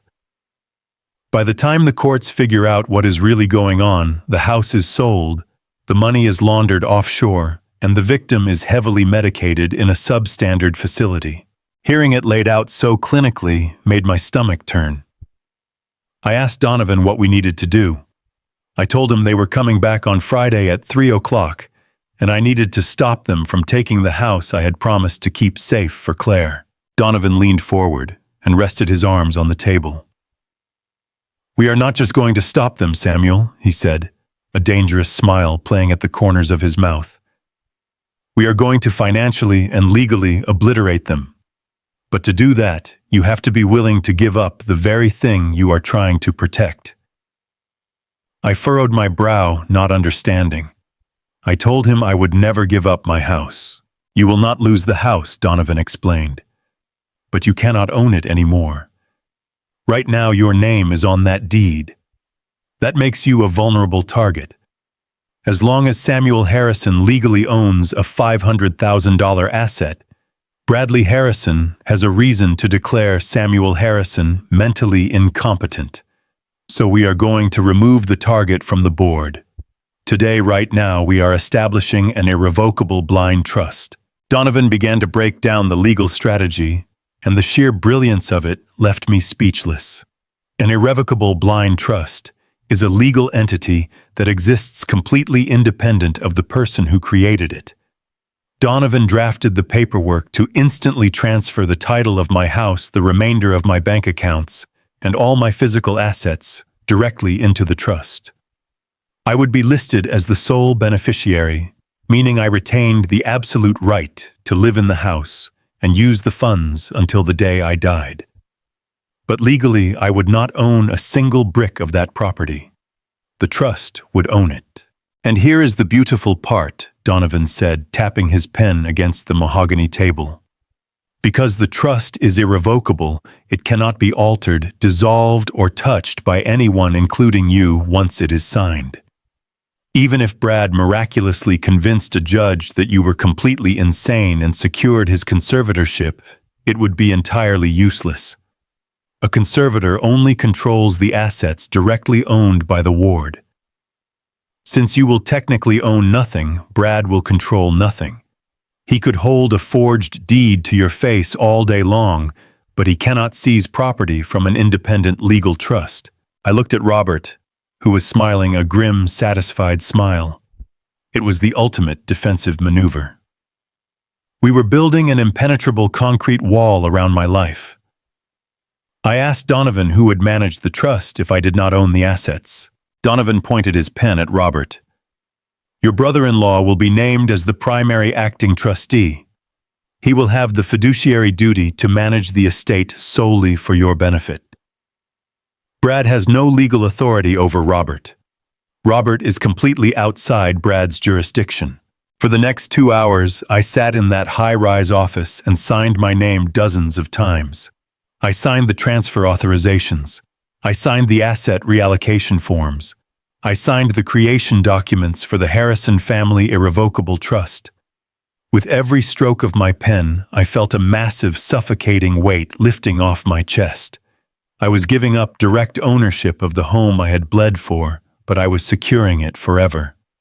Brad could bring an army of sleazy lawyers to my front porch, and they would not be able to touch a single blade of grass on my lawn. But Donovan was not finished. He gathered the signed documents and handed them to his paralegal to be rushed to the county clerk for immediate filing. Then he turned back to me, his gray eyes gleaming with a predatory light. Defense is good, Samuel Donovan said, folding his hands together again. But defense only keeps you safe. It does not punish the man who broke into your bank account and tried to poison your coffee. You told me Brad is bringing a new set of documents to your house on Friday. He thinks you are going to blindly sign a quitclaim deed disguised as a medical proxy. I nodded, telling him that was exactly what Brad and Mr. Sterling were planning. Donovan pulled a blank piece of heavy cream-colored legal paper from his desk drawer. It was the exact same specialty stock that Mr. Sterling had used for his fraudulent documents. Then we are going to give Bradley exactly what he wants, Donovan said. We are going to let him believe he won. We are going to give him a piece of paper with your signature on it. But we are going to write the script. Donovan opened his laptop and began typing rapidly. He explained that Mr. Sterling would likely use a standard state template for the quitclaim document and formatting it with specific margins and bold legal headers to make it look official. Donovan replicated the exact visual layout of a standard Ohio property transfer document. It looked identical to the papers I had spilled my hot tea all over just a few days prior. But it was what Donovan put in the fine print that made this document a lethal weapon. Donovan told me he was drafting a decoy deed. The top of the document looked like a standard medical proxy and property transfer. It had my name as the grantor and Brad's name as the grantee. It had the signature lines perfectly spaced at the bottom. But buried in the middle of the third page, hidden within a dense block of incredibly microscopic text, Donovan inserted a legally binding addendum. I leaned over his shoulder as he read the microscopic text aloud. By signing as the recipient of this document, Bradley Harrison acknowledges and confesses to the unauthorized and fraudulent withdrawal of $75,000 from the accounts of Samuel Harrison. Furthermore, Bradley Harrison explicitly admits to the premeditated manipulation of medical proxies to secure said funds. This signature serves as a sworn confession of debt and elder exploitation, rendering all property transfer clauses herein null and void. I stared at the screen, completely stunned. It was a legal landmine. If Brad signed the bottom of that page acknowledging his receipt of the document, he would unknowingly be signing a full sworn confession to felony financial crimes. Donovan printed the document on the heavy cream-colored paper. It looked flawless. The microscopic text blended perfectly into the dense legal jargon surrounding it. A man who was rushing a man who thought he was dealing with a brain-dead victim would never stop to read the fine print. Brad would see my signature, grab the paper, and sign his own name to validate the notary section without ever looking closely. Donovan slid the decoy deed across the mahogany table toward me. He handed me a blue folder to conceal it. On Friday afternoon, Donovan instructed, his voice low and commanding. You play the confused, terrified old man. You make Brad feel like he is a genius. You let him hand you his fraudulent deed. You pretend your hands are shaking so badly that you drop the papers. And in that moment of confusion, you swap his final page with this one. You sign your name, and you let him sign his. The moment his pen leaves that paper, he has willingly confessed to a federal crime. Robert placed a heavy hand on my shoulder. His eyes were burning with a fierce, protective loyalty. And while you are getting his signature, Samuel Roberts said, I will be walking into the local precinct with the hidden camera footage and the offshore tax records. We are going to coordinate this perfectly. I picked up the decoy deed. The paper felt heavy and powerful in my hands. It was the exact opposite of the vulnerability I had felt standing in the bank just a week ago. I was holding the key to my own salvation and the instrument of my son's destruction. It broke my heart that it had come to this. It broke my heart that the boy I had raised had forced me into a corner where my only option was to destroy him to survive. But I had promised my wife I would protect our legacy, and I was going to keep that promise no matter what it cost me. I thanked Donovan, shook his hand, and walked out of the office with Robert. The skyline of Columbus stretched out before us, bathed in the bright midday sun. The trap was fully constructed. The fortress was built. Now all I had to do was go home, sit in my favorite recliner, and wait for the wolves to come to my door. I returned to my quiet house on Thursday evening, holding the blue folder that contained my salvation. The sun was dipping low, casting long, heavy shadows across the living room floor. I sat down in my old leather recliner and stared at the telephone resting on the side table. It was time to play my part. I had to become the very thing my son Brad wanted me to be. A helpless, frightened old man losing his grip on reality. I had to feed the beast. I picked up the receiver and dialed his number. My heart was thumping a steady, harsh rhythm against my ribs, but my mind was ice cold. I let the phone ring 3 times before he finally answered. He sounded impatient, his voice clipped and annoyed. I immediately forced my own voice to shake. I made my breathing shallow and rapid, panting slightly into the mouthpiece. I told him I was scared. I fabricated a story about leaving the stove burner on all night. I told him I woke up smelling gas even though my entire house has been electric for over 20 years. I cried real tears, not for my fake confusion, but for the death of the son I thought I had raised. I sobbed into the receiver and begged him to come over. I told him I could not do this anymore. I told him the house was too big, too overwhelming, and that my mind was slipping away from me. I begged him to take control of everything, just like he and his lawyer had suggested. The shift in his tone was immediate and terrifying. The annoyance vanished instantly, replaced by a sickeningly sweet greed. He told me to stay put. He told me not to touch anything and to just sit in my chair. He said he would bring the final papers on Friday afternoon, just like they planned, and that he would take care of all my heavy burdens. He spoke to me like I was a broken toy. He thought he was reeling in a massive catch.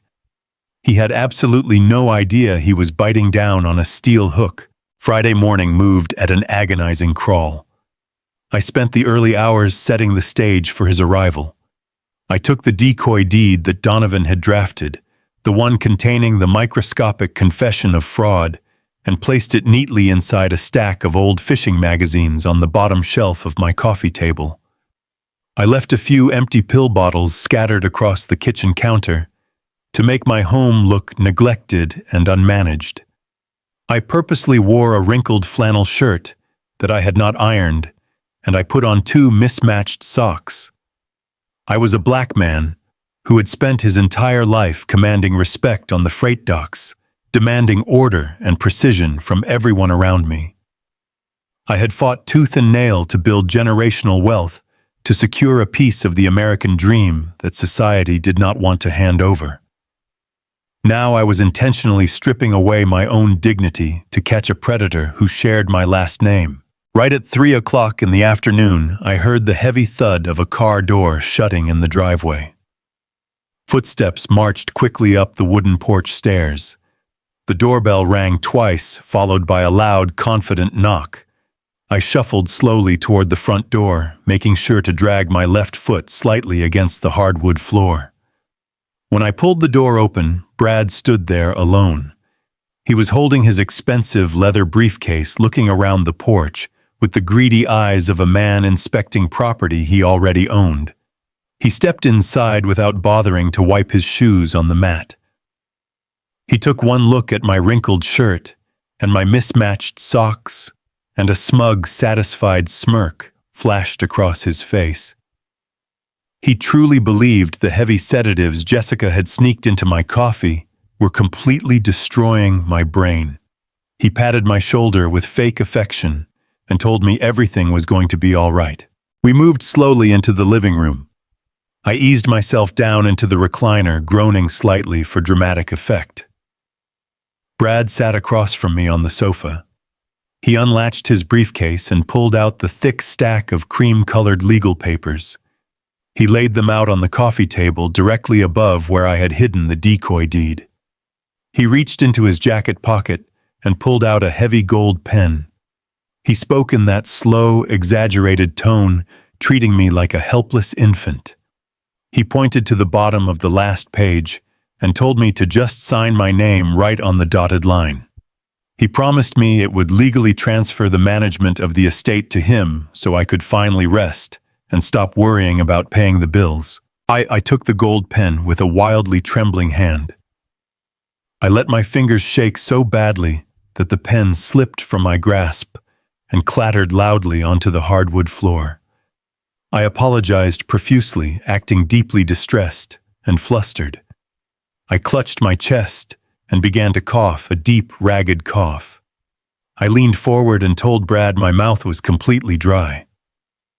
I looked up at him with wide, frightened eyes and begged him to get me a glass of ice water from the kitchen.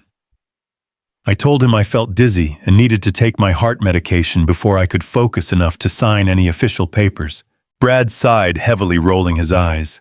He was clearly annoyed by the delay, but he stood up and turned around, walking into the kitchen. The moment his back disappeared behind the archway, my trembling stopped completely. My hands became as steady as they were when I used to secure heavy freight chains on the loading docks. I reached under the fishing magazines and pulled out the decoy deed. I swiftly slid Brad's fraudulent final page out from under the stack of cream-colored paper and slipped it between the pages of a magazine. I placed Donovan's decoy deed directly on top, aligning the edges perfectly with the rest of the stack. The paper weight and color were an exact match. The entire switch took less than 5 seconds. By the time I heard the refrigerator water dispenser turn off in the kitchen, the trap was permanently set. Brad walked back into the living room and handed me a glass of cold water. He was completely oblivious to what had just occurred. His eyes were fixed entirely on the signature line, completely ignoring the dense paragraphs printed above it. I took a slow sip of the water, wiping my mouth with a trembling hand. I picked up the gold pen from the floor. I looked at Brad one last time, giving him a final chance to show a single shred of remorse. I asked him if he was absolutely sure this was the best thing for our family. I asked him if his mother would be proud of what we were doing today. Brad looked down at me with cold, empty eyes. He told me it was the only way to protect the legacy. He told me Mom would want me to be safe in a facility where professionals could watch over my failing mind. That was the final nail in his coffin. All my hesitation evaporated. I pressed the gold pen to the heavy cream paper and signed my name. My signature was intentionally shaky and weak, but it was legally binding. Brad let out a heavy breath of pure relief. He did not even bother hiding his eager greed anymore. He snatched the papers off the coffee table so fast he nearly tore the edge of the page. He clicked his pen and quickly signed his own name on the witness and recipient line at the very bottom of the document. He scribbled his signature with arrogant, forceful strokes. He had absolutely no idea what he had just done. He had no idea that by signing that specific piece of paper, he had just executed a sworn, legally binding confession. He had just admitted in writing to the fraudulent withdrawal of $75,000 from my bank accounts. He had just admitted to the premeditated manipulation of medical proxies to commit elder exploitation. He folded the papers carefully and locked them inside his leather briefcase with a sharp, metallic snap. He smiled down at me, telling me I had done a good job. He said he would be back later that evening with some moving boxes to help me pack a few bags for my new living arrangements. He promised the state facility had a lovely view of the highway. He walked out of my house feeling like a king who had just conquered a new territory. I sat in my recliner listening to his car engine start and speed away down the street. A slow, cold smile spread across my face. The beast had taken the bait, and now it was time to pull the line. The moment the heavy wooden door clicked shut behind Brad and his sleazy lawyer, I let out a breath I felt like I had been holding for 20 years. My living room was completely silent again, but the air was thick with the electricity of what had just happened. I looked down at the coffee table where the ruined legal documents lay soaked in dark brown tea. Beside them, hidden perfectly inside my leather-bound ledger, was the decoy deed. I opened the ledger and stared at the heavy cream-colored paper. Right there at the bottom of the page was my son's signature. It was written in bold, arrogant black ink. Brad had signed his name as the recipient and witness, completely blind to the microscopic legal addendum buried just inches above his pen stroke. He had just sworn under penalty of perjury that he stole $75,000 from my bank accounts and fabricated a medical emergency to do it. He had handed me the exact weapon I needed to destroy his entire operation. I picked up my cell phone and dialed my brother-in-law. Robert answered on the very first ring. I told him we had it. I told him Brad took the bait and signed the confession without blinking an eye. Robert let out a low sound of absolute triumph over the phone. He told me to stay put and that he was coming over immediately. While I waited for Robert, I walked into my kitchen and took the hidden baby monitor camera down from the top of the oak bookcase. I extracted the tiny digital memory card that held the footage of Jessica crushing those heavy sedatives into my morning coffee. I held that little plastic square in the palm of my calloused hand. As a black man who spent 4 decades managing freight logistics across this country, I had faced racism, I had faced corporate greed, and I had faced men who wanted to see me fail. But nothing in my 64 years of life felt as heavy as that tiny piece of plastic. It held the visual proof that the woman my son married, the mother of my grandchildren, was actively trying to destroy my brain chemistry to steal my home. It was a poison that went far deeper than the drugs she put in my cup. 10 minutes later, Robert walked through my front door carrying a thick black briefcase. We sat down at the kitchen table and laid everything out. Robert pulled his laptop from his bag and inserted the digital memory card. We watched the video together one last time. We watched Jessica look over her shoulder, check to see if I was asleep, and dump the powder into my mug. Robert closed his eyes for a brief second, his jaw tight with silent fury. He was an older white man who had spent 35 years hunting down financial criminals for the Internal Revenue Service, but seeing this level of cruelty directed at his own family was a different kind of pain. He looked at me and told me it was time to end this. Robert opened his briefcase and pulled out the thick stack of financial dossiers he had compiled from his basement command center.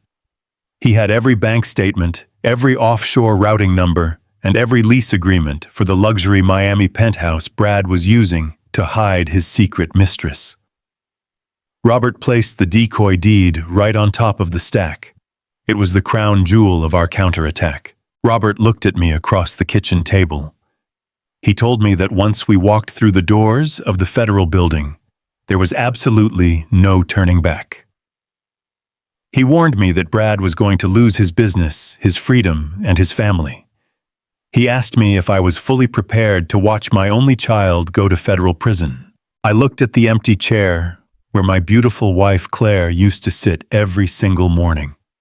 I thought about how hard we worked to build this sanctuary. I thought about the days I worked out in the freezing rain with aching joints just to make sure Brad had new shoes for school. And then I thought about the cold, empty look in Brad's eyes when he told me he was going to lock me in a state-run mental ward.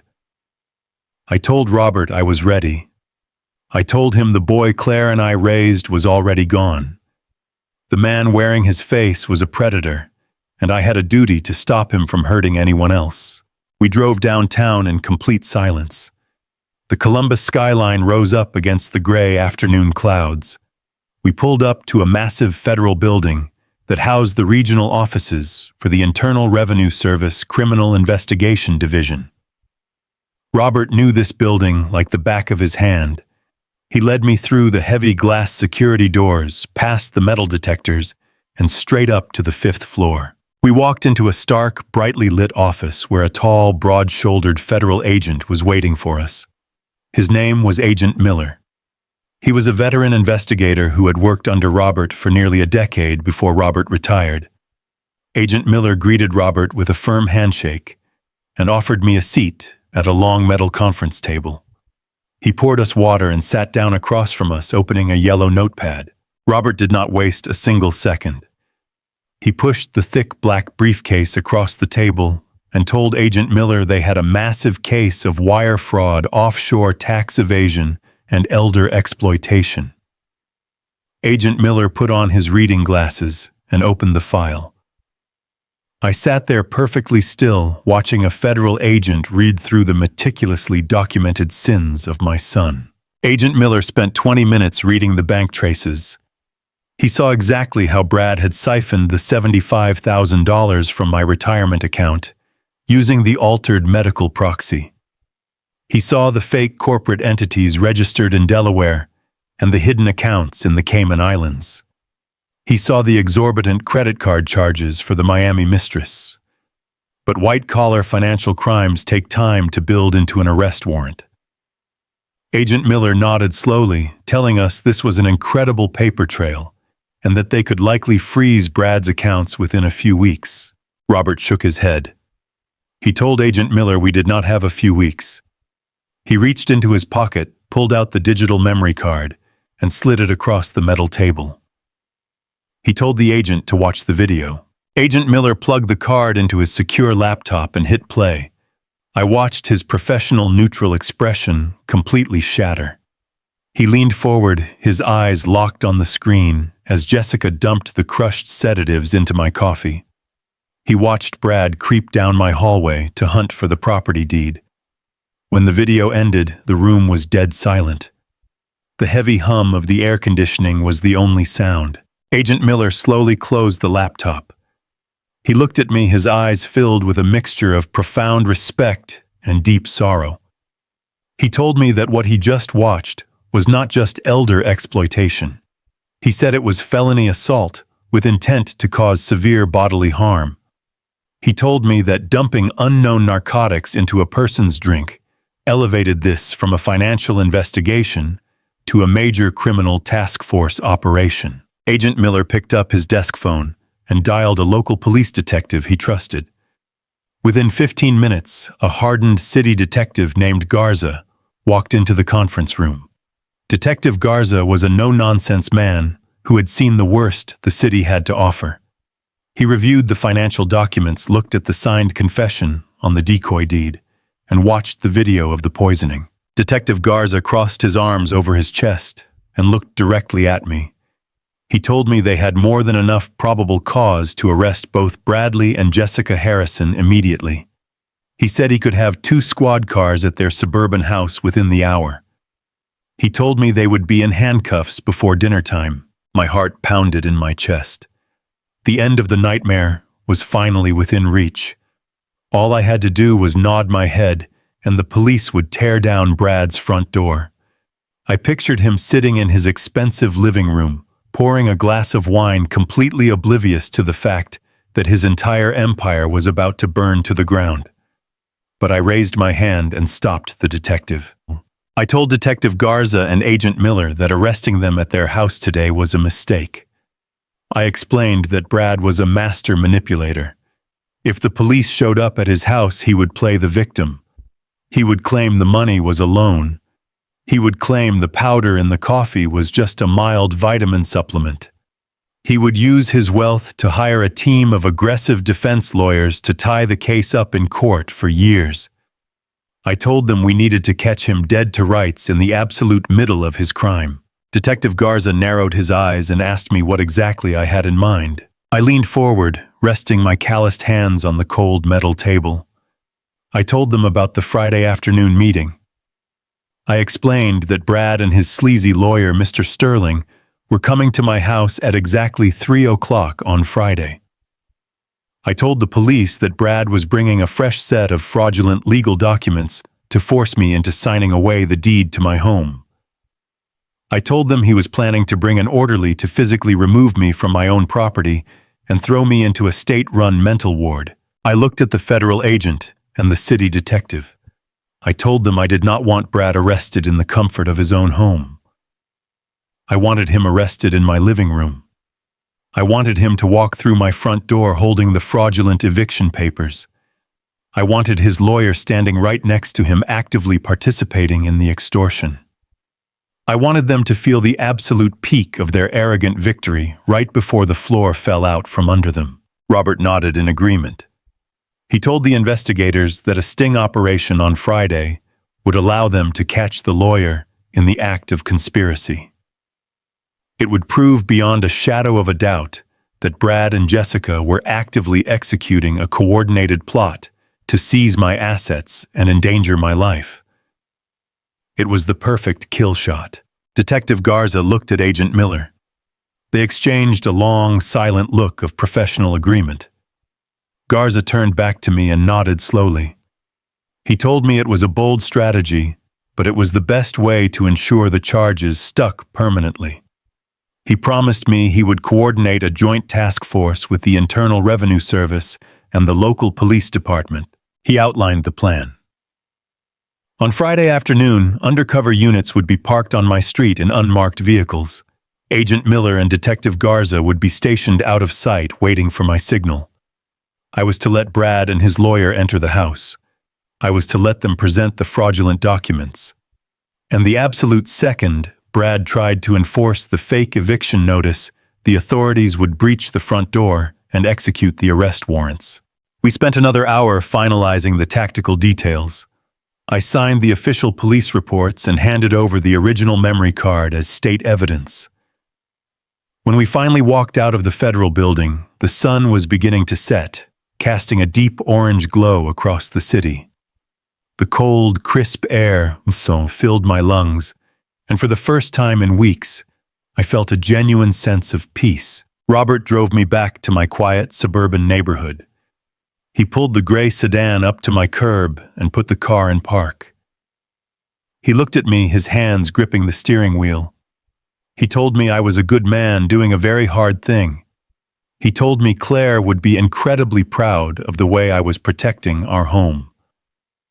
I thanked him, shook his hand, and walked up my driveway. I unlocked my front door and stepped into the quiet house. I walked into the living room and sat down in my favorite leather recliner.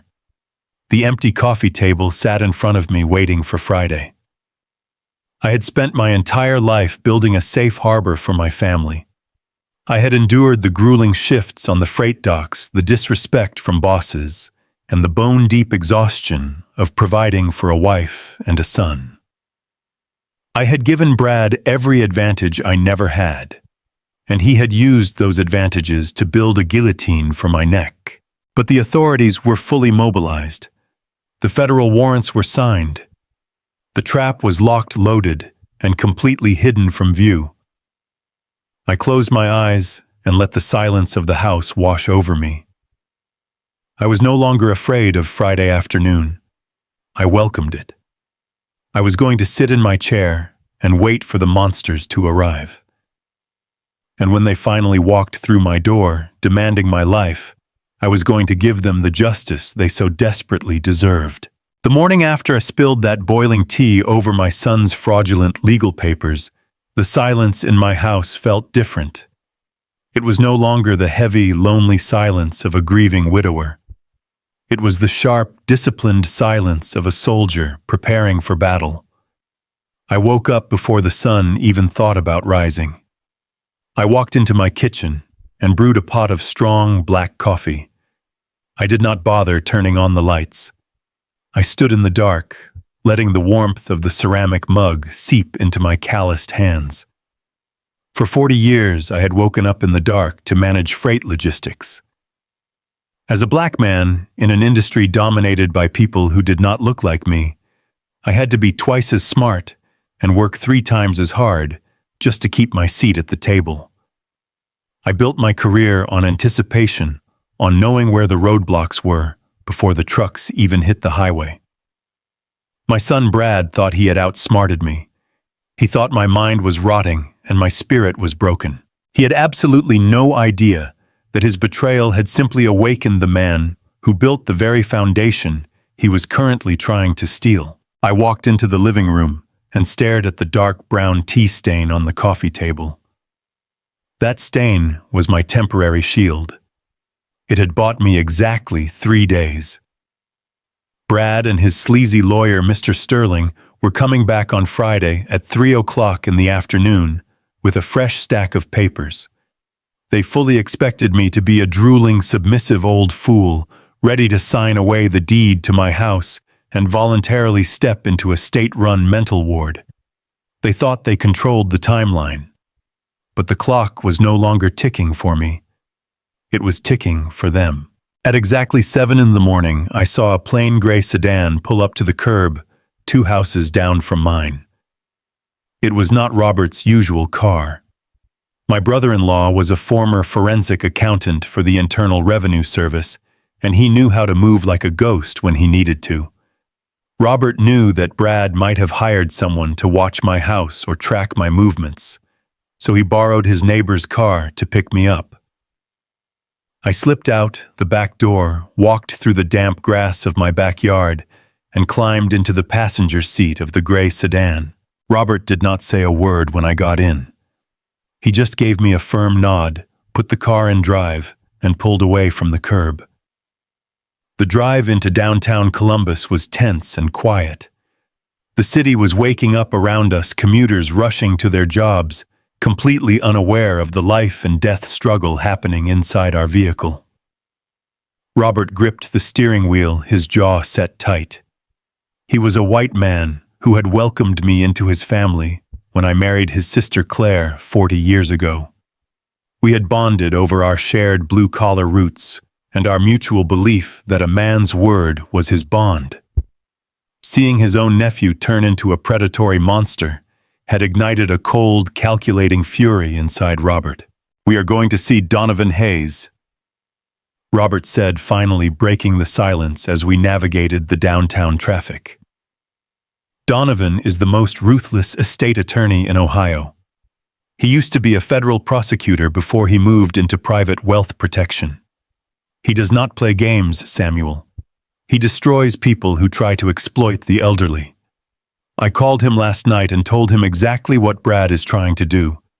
He cleared his entire morning schedule for us. I nodded, watching the towering glass and steel buildings of the city center pass by. I felt a strange sense of calm settling over me. When you are standing on the edge of a cliff and you realize someone is trying to push you off, you stop being afraid of the fall.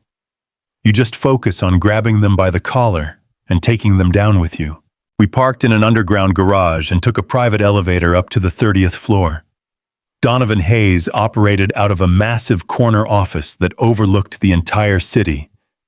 When we walked through his heavy oak double doors, I was met by a man who looked like he had been carved out of solid granite. Donovan was in his late 60s with sharp gray eyes and a posture that commanded absolute authority. He did not offer any empty sympathies or polite small talk. He shook my hand firmly, motioned for us to sit at his large mahogany conference table, and immediately asked to see the evidence. Robert opened his briefcase and laid out the financial dossiers he had hacked from the public tax records. He showed Donovan the offshore shell company Brad had created, the $75,000 Brad had stolen from my savings account, using that twisted medical proxy, and the lease agreement for the luxury penthouse in Miami, where Brad was keeping his secret mistress. Then I pulled out my phone and played the hidden camera video from my living room.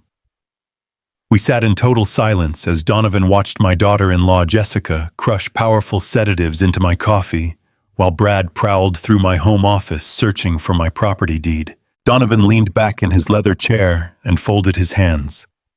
His eyes were cold and completely void of emotion. "Your son and his wife are not just greedy, Samuel," he said, his voice steady and low. "They are calculating criminals. The attempt to chemically alter your mental state pushes this from civil fraud into felony elder abuse and attempted bodily harm. They want to trigger a conservatorship by creating a false medical baseline. It is a classic predatory tactic. They isolate the target, they manipulate the medical perception, and then they swoop in as the legal saviors. By the time the courts figure out what is really going on, the house is sold, the money is laundered offshore, and the victim is heavily medicated in a substandard facility." Hearing it laid out so clinically made my stomach turn. I asked Donovan what we needed to do. I told him they were coming back on Friday at 3 o'clock, and I needed to stop them from taking the house I had promised to keep safe for Claire. Donovan leaned forward and rested his arms on the table. "We are not just going to stop them, Samuel," he said, a dangerous smile playing at the corners of his mouth. "We are going to financially and legally obliterate them. But to do that, you have to be willing to give up the very thing you are trying to protect." I furrowed my brow, not understanding. I told him I would never give up my house. "You will not lose the house," Donovan explained, "but you cannot own it anymore. Right now, your name is on that deed. That makes you a vulnerable target. As long as Samuel Harrison legally owns a $500,000 asset, Bradley Harrison has a reason to declare Samuel Harrison mentally incompetent. So we are going to remove the target from the board. Today, right now, we are establishing an irrevocable blind trust."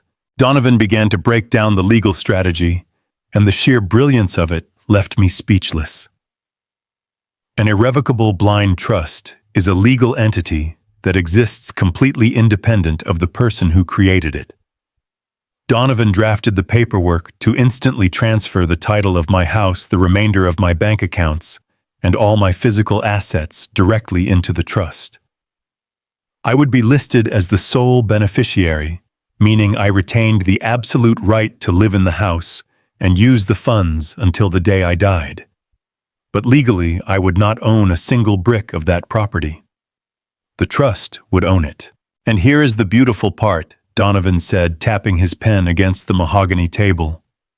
Because the trust is irrevocable, it cannot be altered, dissolved, or touched by anyone including you once it is signed. Even if Brad miraculously convinced a judge that you were completely insane and secured his conservatorship, it would be entirely useless. A conservator only controls the assets directly owned by the ward. Since you will technically own nothing, Brad will control nothing. He could hold a forged deed to your face all day long, but he cannot seize property from an independent legal trust. I looked at Robert, who was smiling a grim, satisfied smile. It was the ultimate defensive maneuver. We were building an impenetrable concrete wall around my life.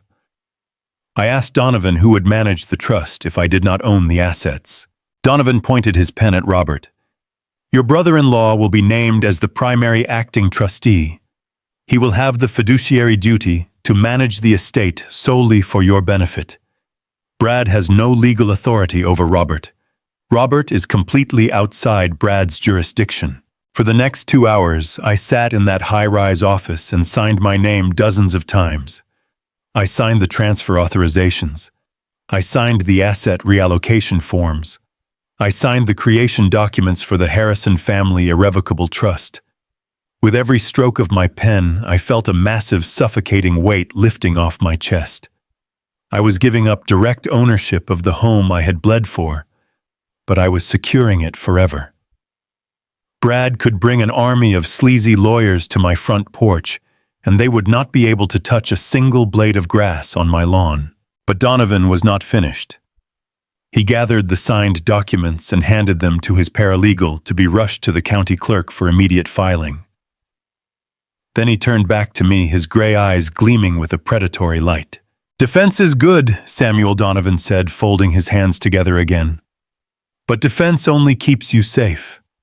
It does not punish the man who broke into your bank account and tried to poison your coffee. You told me Brad is bringing a new set of documents to your house on Friday. He thinks you are going to blindly sign a quitclaim deed disguised as a medical proxy." I nodded, telling him that was exactly what Brad and Mr. Sterling were planning. Donovan pulled a blank piece of heavy cream-colored legal paper from his desk drawer. It was the exact same specialty stock that Mr. Sterling had used for his fraudulent documents. "Then we are going to give Bradley exactly what he wants," Donovan said. "We are going to let him believe he won. We are going to give him a piece of paper with your signature on it. But we are going to write the script." Donovan opened his laptop and began typing rapidly.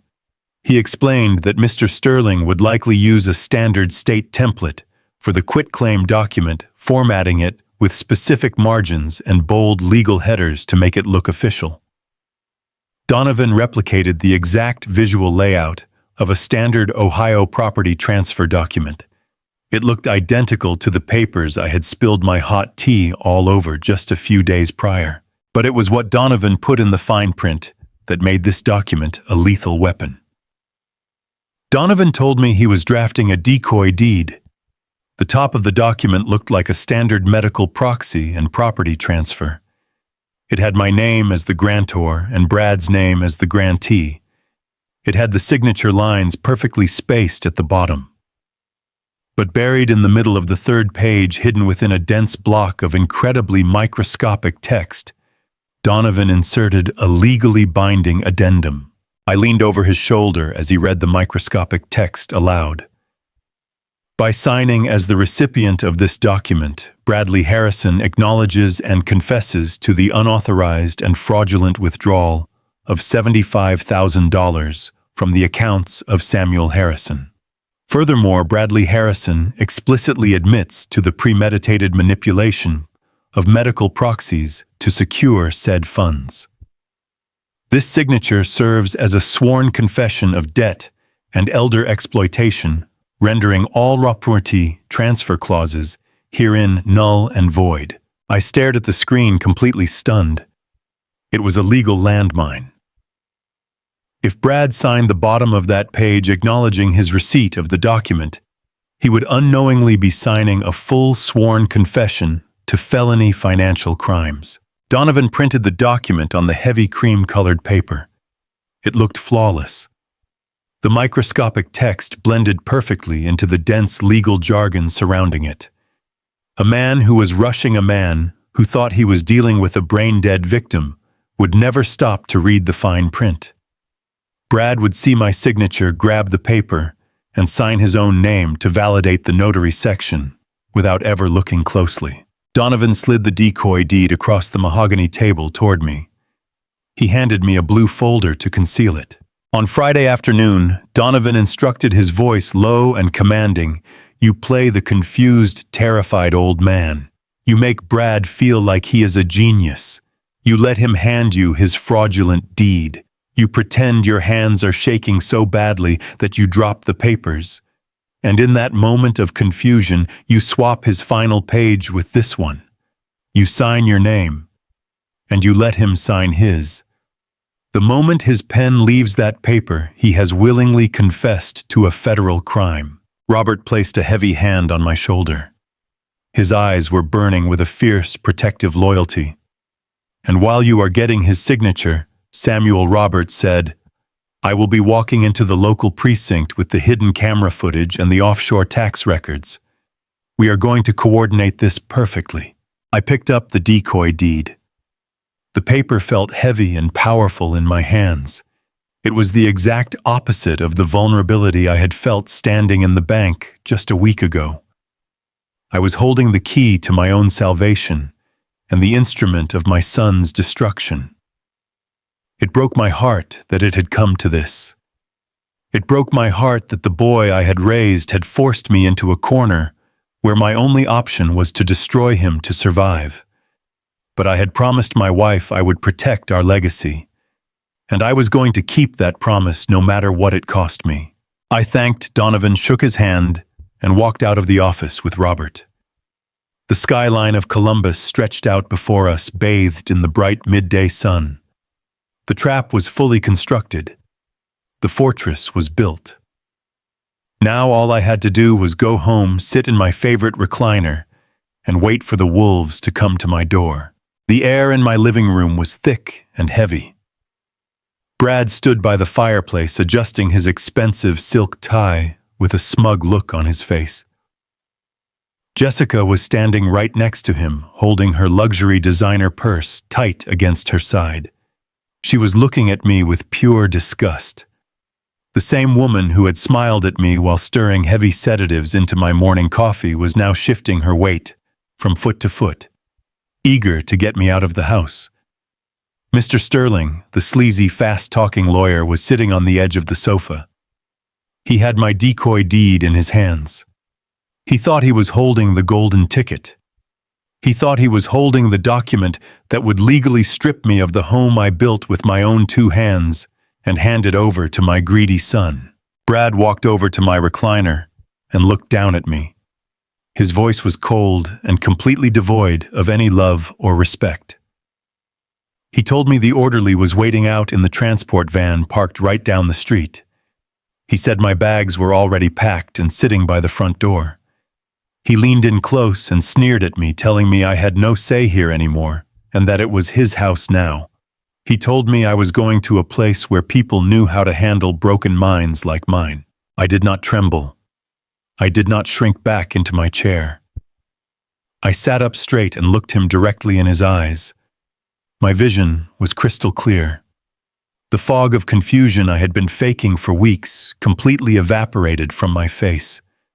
I felt a deep, powerful calm wash over my entire body.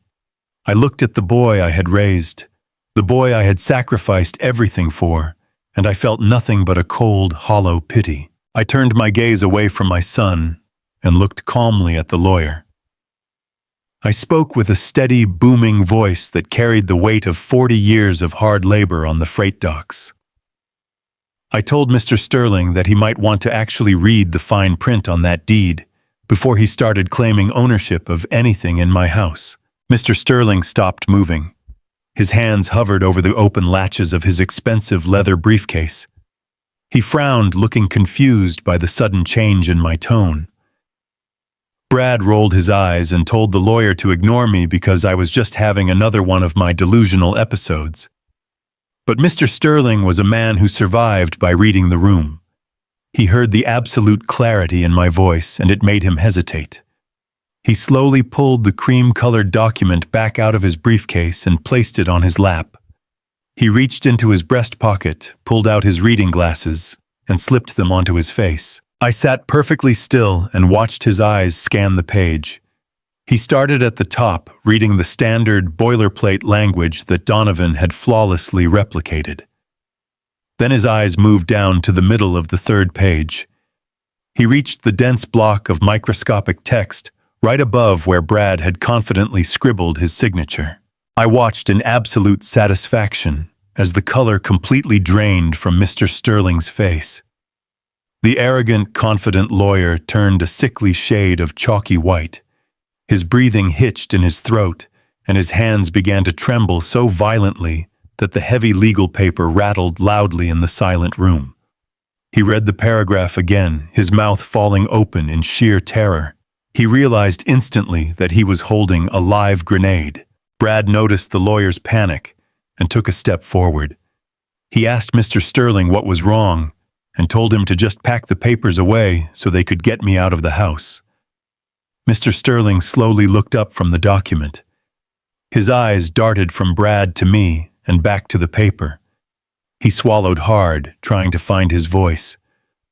"Brad," he stammered, his voice completely devoid of its usual smooth salesman charm. "Brad, you do not own this house. This is not a property transfer. This is a trust document." Brad froze, his face contorting in confusion. He stepped closer and demanded to know what the lawyer was talking about. He said he just signed the deed and saw my signature at the bottom. Mr. Sterling was shaking his head back and forth, sweating profusely. He held the paper out with trembling fingers. "No, Brad, you do not understand. This document states that the property is owned by an irrevocable blind trust. But that is not even the worst part. You did not sign a receiving deed. Right here above your signature, it says you acknowledge and confess to the unauthorized and fraudulent withdrawal of $75,000 from your father's accounts. Brad, you just signed a sworn confession to felony elder fraud." The silence that followed those words was so profound you could have heard a pin drop on the carpet. Brad stared at the lawyer as if the man had just started speaking a foreign language. Jessica gasped, dropping her expensive purse onto the floor. The color vanished from Brad's face and his jaw went completely slack. He looked at me sitting calmly in my recliner, and the terrifying realization finally hit him. He had been played.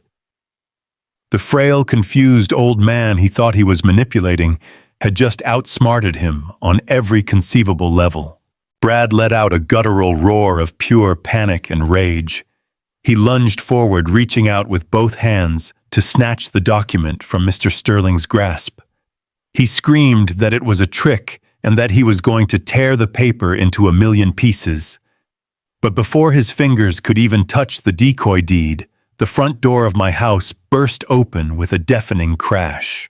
The sound echoed through the hallway, stopping Brad dead in his tracks. Heavy boots stomped onto the hardwood floor. Robert marched into the living room looking like an avenging angel. His face was set in a mask of righteous fury. Right behind my brother-in-law came a wave of absolute authority. Agent Miller from the Internal Revenue Service stepped into the room wearing his dark federal windbreaker. Detective Garza from the local police department followed closely behind him, flanked by 4 uniformed police officers, with their hands resting on their utility belts. The living room was suddenly filled with law enforcement. Brad stumbled backward, raising his hands in the air, his eyes wide with absolute terror. Jessica pressed her back against the wall, covering her mouth with her trembling hands and letting out a high-pitched whimper. Mr. Sterling slowly raised his hands and backed away from the coffee table, entirely abandoning his client to save his own skin.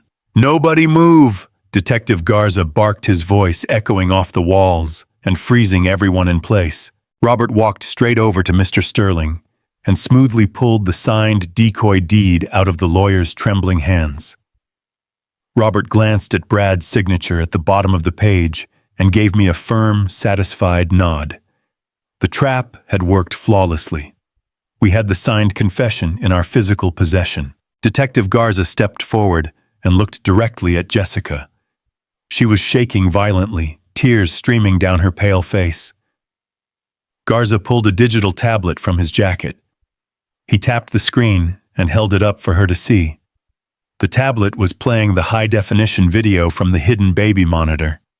It showed clear as day Jessica reaching into her purse, pulling out the plastic baggie of white powder and dumping the heavy sedatives directly into my coffee mug. Jessica Harrison.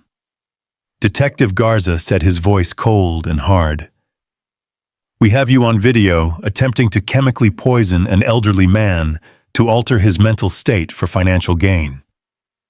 You are under arrest for felony elder abuse, attempted assault with a controlled substance, and conspiracy to commit wire fraud. Jessica let out a loud, agonizing scream. She dropped to her knees, sobbing uncontrollably and begging for mercy. She cried out that Brad had made her do it, that it was his idea to drug me so they could force the conservatorship.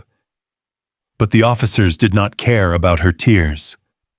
2 uniformed cops stepped forward, grabbed her by the arms, and pulled her roughly to her feet.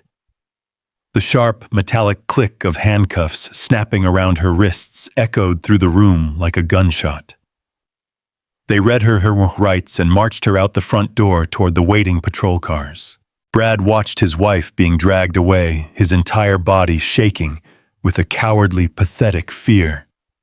He turned to Agent Miller, holding his hands out in a desperate, pleading gesture. He tried to speak, but his voice cracked and failed. Bradley Harrison. Agent Miller said, stepping forward and towering over my son. The Internal Revenue Service has been tracking your offshore shell company in Delaware for the past 48 hours. We have the wire transfer logs. We have the lease agreement for your Miami penthouse. And thanks to the document you just willingly signed, we have your sworn legal confession to stealing $75,000 from your father's savings account. You are under arrest for grand larceny, felony wire fraud, and massive federal tax evasion. Brad's knees buckled. The arrogant, confident man who had strutted into my house just 10 minutes ago completely collapsed. He fell hard onto the living room rug, crying hysterically. The slick facade was gone, leaving behind nothing but a weak, greedy child who had finally been caught. He looked up at me, tears and snot running down his face. Dad, he sobbed, crawling a few inches toward my recliner. Dad, please, you have to stop them. Tell them it was a misunderstanding. Tell them it was a loan. Please, Dad, I am your son. You cannot let them take me away. I will give the house back. I will give the money back. Just tell them to stop. Please, Dad, save me. I sat in my chair looking down at the boy I had loved more than my own life. I thought about the thousands of hours I had worked in the freezing cold just to put food on his table. I thought about how Claire had loved him with every ounce of her beautiful soul. And I thought about how he had looked at me with cold, empty eyes when he told me he was throwing me into a facility to rot. My heart ached, a deep, profound ache that I knew would never truly heal. But the anger and the need for justice were stronger than the grief. I leaned forward, resting my calloused hands on my knees. I looked him dead in the eyes, and I made sure my voice was completely devoid of any emotion. You are right, Brad, I said, my voice low and steady. I have no say here anymore. The law does. Brad let out a wail of absolute despair. Detective Garza stepped forward, grabbed him by the collar of his expensive suit, and hauled him to his feet. Brad struggled weakly, sobbing and begging, as Garza slammed him against the wall and locked the heavy steel handcuffs around his wrists. The sound of the cuffs ratcheting tight was the sound of my son losing his freedom forever. Garza read him his rights and pushed him out the front door right past the bags he had packed for me. Mr. Sterling stood frozen in the corner, completely pale. Agent Miller turned to him and informed him that the State Bar Association would be receiving a full report of his participation in drafting fraudulent medical proxies to extort an elderly man. The lawyer nodded silently, his career effectively destroyed, and quickly scurried out of my house like a rat fleeing a burning building. When the door finally closed and the flashing red and blue lights of the police cruisers faded down the street, the house became profoundly quiet again. Robert walked over and placed a heavy, comforting hand on my shoulder. I looked up at him and let out a long, weary sigh. The war was over. The enemy was in chains. My home, the sanctuary I had built for Claire, was finally safe. I had survived the ultimate betrayal, and I was still standing. 6 months have passed since that Friday afternoon, when the flashing red and blue lights illuminated my front lawn. Time has a funny way of moving when you are putting the pieces of your life back together. It moves slow like molasses on a cold morning, but when you look back, it feels like it all happened in the blink of an eye. The legal process was a grueling marathon, but Donovan Hayes and Agent Miller kept their boots on the gas pedal the entire way. The federal prosecutors did not hold back. They presented a case so solid that Brad's high-priced defense attorneys basically threw their hands up in defeat. I sat in the front row of that federal courtroom every single day. I wore my Sunday suit, the one Claire bought me for our 30th anniversary. I watched my son Bradley Harrison stand before the judge wearing a dull orange jumpsuit instead of his custom-tailored silk suits. The arrogance was completely gone from his face. He looked small. He looked like a terrified child. The judge did not show him an ounce of pity. She looked down from her bench and told him that his crimes were a despicable betrayal of the fundamental trust between a parent and a child. She sentenced him to 10 years in federal prison for grand larceny, wire fraud, and massive tax evasion. 10 years. When the gavel came down, the sound echoed in my chest like a physical blow. A father never wants to see his son in chains, but I knew in my soul that the man being led out of that courtroom was a stranger who happened to wear my son's face. Jessica did not fare much better. When the prosecutors played the high-definition hidden camera video of her pouring those heavy sedatives into my coffee, her defense team immediately folded. She took a plea deal to avoid spending decades behind bars for attempted assault with a controlled substance and elder abuse. She got a reduced sentence, but the true cost was much heavier.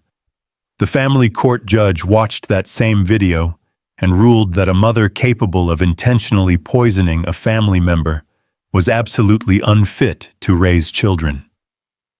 Jessica lost full custody of my grandchildren. They were placed in the permanent care of her parents, who were decent people, absolutely horrified by their daughter's actions. I still get to see my grandchildren every other weekend.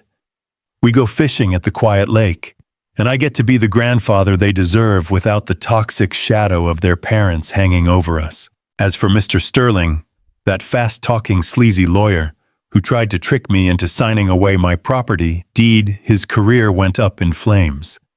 The State Bar Association launched an immediate investigation into his practices. When they found the decoy deed with his clients, confession attached to the very papers he helped draft, they stripped him of his legal license. He was permanently disbarred and disgraced. He is currently facing his own separate federal charges for conspiracy to commit fraud. He walked into my house thinking I was a clueless old fool, and he walked out with his entire livelihood destroyed. Let me tell you, the hardest part of watching all of this unfold was the silence in my house afterward. When you spend months fighting a war for your own survival, you get used to the adrenaline. You get used to sleeping with one eye open and watching every shadow. When the threat is finally removed, The quiet can be deafening. I had to learn how to breathe normally again. I had to learn how to wake up in the morning and make a pot of coffee without wondering if there was poison in the mug. The $75,000 Brad stole from my savings account was fully recovered. Agent Miller and the Financial Task Force seized Brad's offshore accounts and liquidated his assets, including the luxury cars and the deposits on that Miami penthouse. The money was wired directly back into the blind trust Robert and Donovan had set up for me.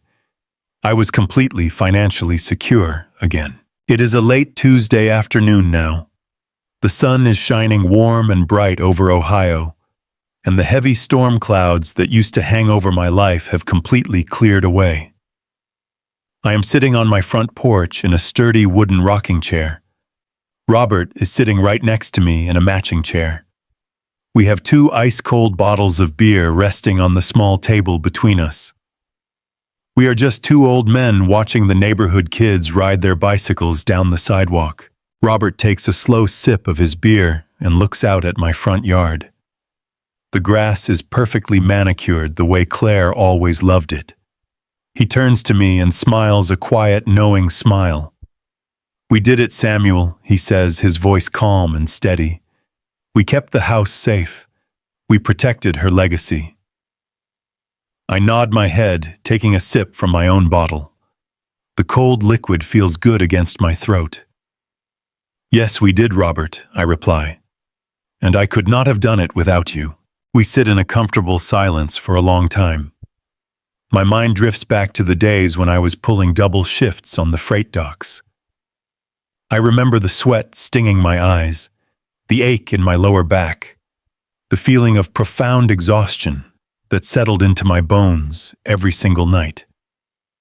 I did all of that for family. I did all of that to build a foundation so my son would never have to struggle the way I struggled. As a black man in America, you are constantly fighting to establish a foothold, to carve out a piece of the world that belongs to you and your loved ones. You carry the weight of that responsibility with pride. You tell yourself that every sacrifice is worth it if it means your children will have a better life. But sitting here on this porch, I realize something deeply painful and profoundly true. You can give a child everything in the world. You can give them a safe home, a good education, and a solid bank account. But you cannot give them a moral compass if they refuse to carry one. You cannot force them to have a good heart. Brad had every advantage I never had, and he chose to use those advantages to become a monster. He looked at my 40 years of hard labor and saw nothing but a piggy bank waiting to be smashed open. He looked at the father who carried him on his shoulders and saw an obstacle to his greed. It took me a long time to forgive myself for sending my own son to prison. For the first few months, I lay awake at night, wondering if I had failed him. I wondered if I had worked too many hours. I wondered if I should have seen the signs earlier. But the truth is, a father is not responsible for the sins of a grown man. Brad made his choices. He chose to forge those documents. He chose to steal my savings. He chose to let his wife put poison in my cup. True love is not about protecting your children from the consequences of their actions. True love sometimes means stepping back and letting them feel the absolute crushing weight of the law. If I had simply scolded Brad and let him walk away, he would have never stopped.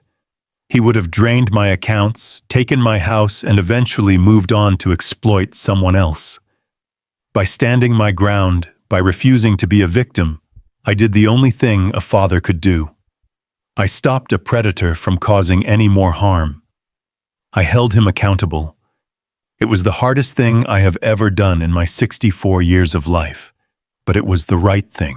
I look over at the large oak tree in the corner of the front yard. Claire and I planted that tree the year we paid off the mortgage.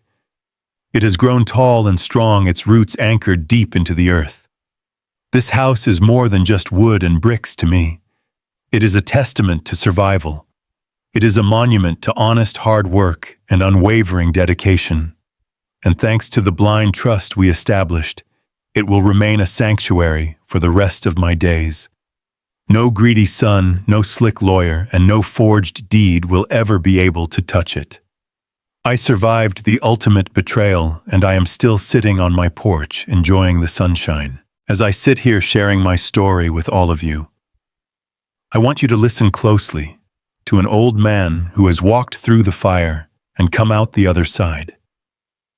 The hardest lesson a man can learn is that the blood running through your veins does not guarantee loyalty in their hearts. We raise our children to be our pride and joy. We give them our sweat, our tears, and our life savings.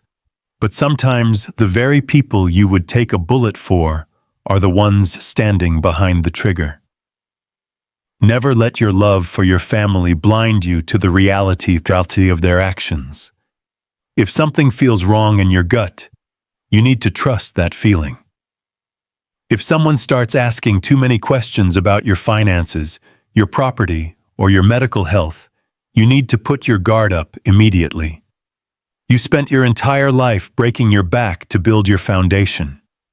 You endured the struggles, the disrespect, and the exhaustion to secure a piece of this world for yourself. Never sign away the life you built with your own two hands. You have the right to age with dignity. You have the right to feel safe in your own home. And you have the right to fight back against anyone who tries to take that away from you, no matter who they are. I had to become a warrior in my own living room to protect my legacy. It was a painful, lonely battle, but it proved that an old dog still has sharp teeth. Age does not make you weak. It makes you wise.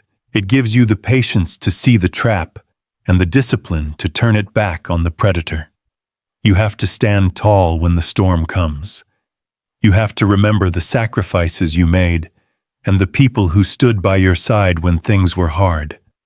Do not let greed erase your history. You earned your peace and you must guard it with everything you have. Remember that your voice is your greatest weapon against those who wish to silence you. Every day is a magnificent gift, and you deserve to live it surrounded by genuine love and absolute safety. If this story gave you the strength to stand up for yourself and protect what is yours, hit that like button right now. It truly means the world to me. Subscribe to the channel so you do not miss the next time I sit down to share a piece of my life with you. And tell me in the comments, what city are you watching from? And what time is it there right now? Knowing I have friends from all corners of the country tuning in keeps this old man going. Share your own experiences down below so we can all learn and grow together. We are a strong family built on respect and absolute truth. Stay strong, stay sharp, and I will definitely see you in the very next story.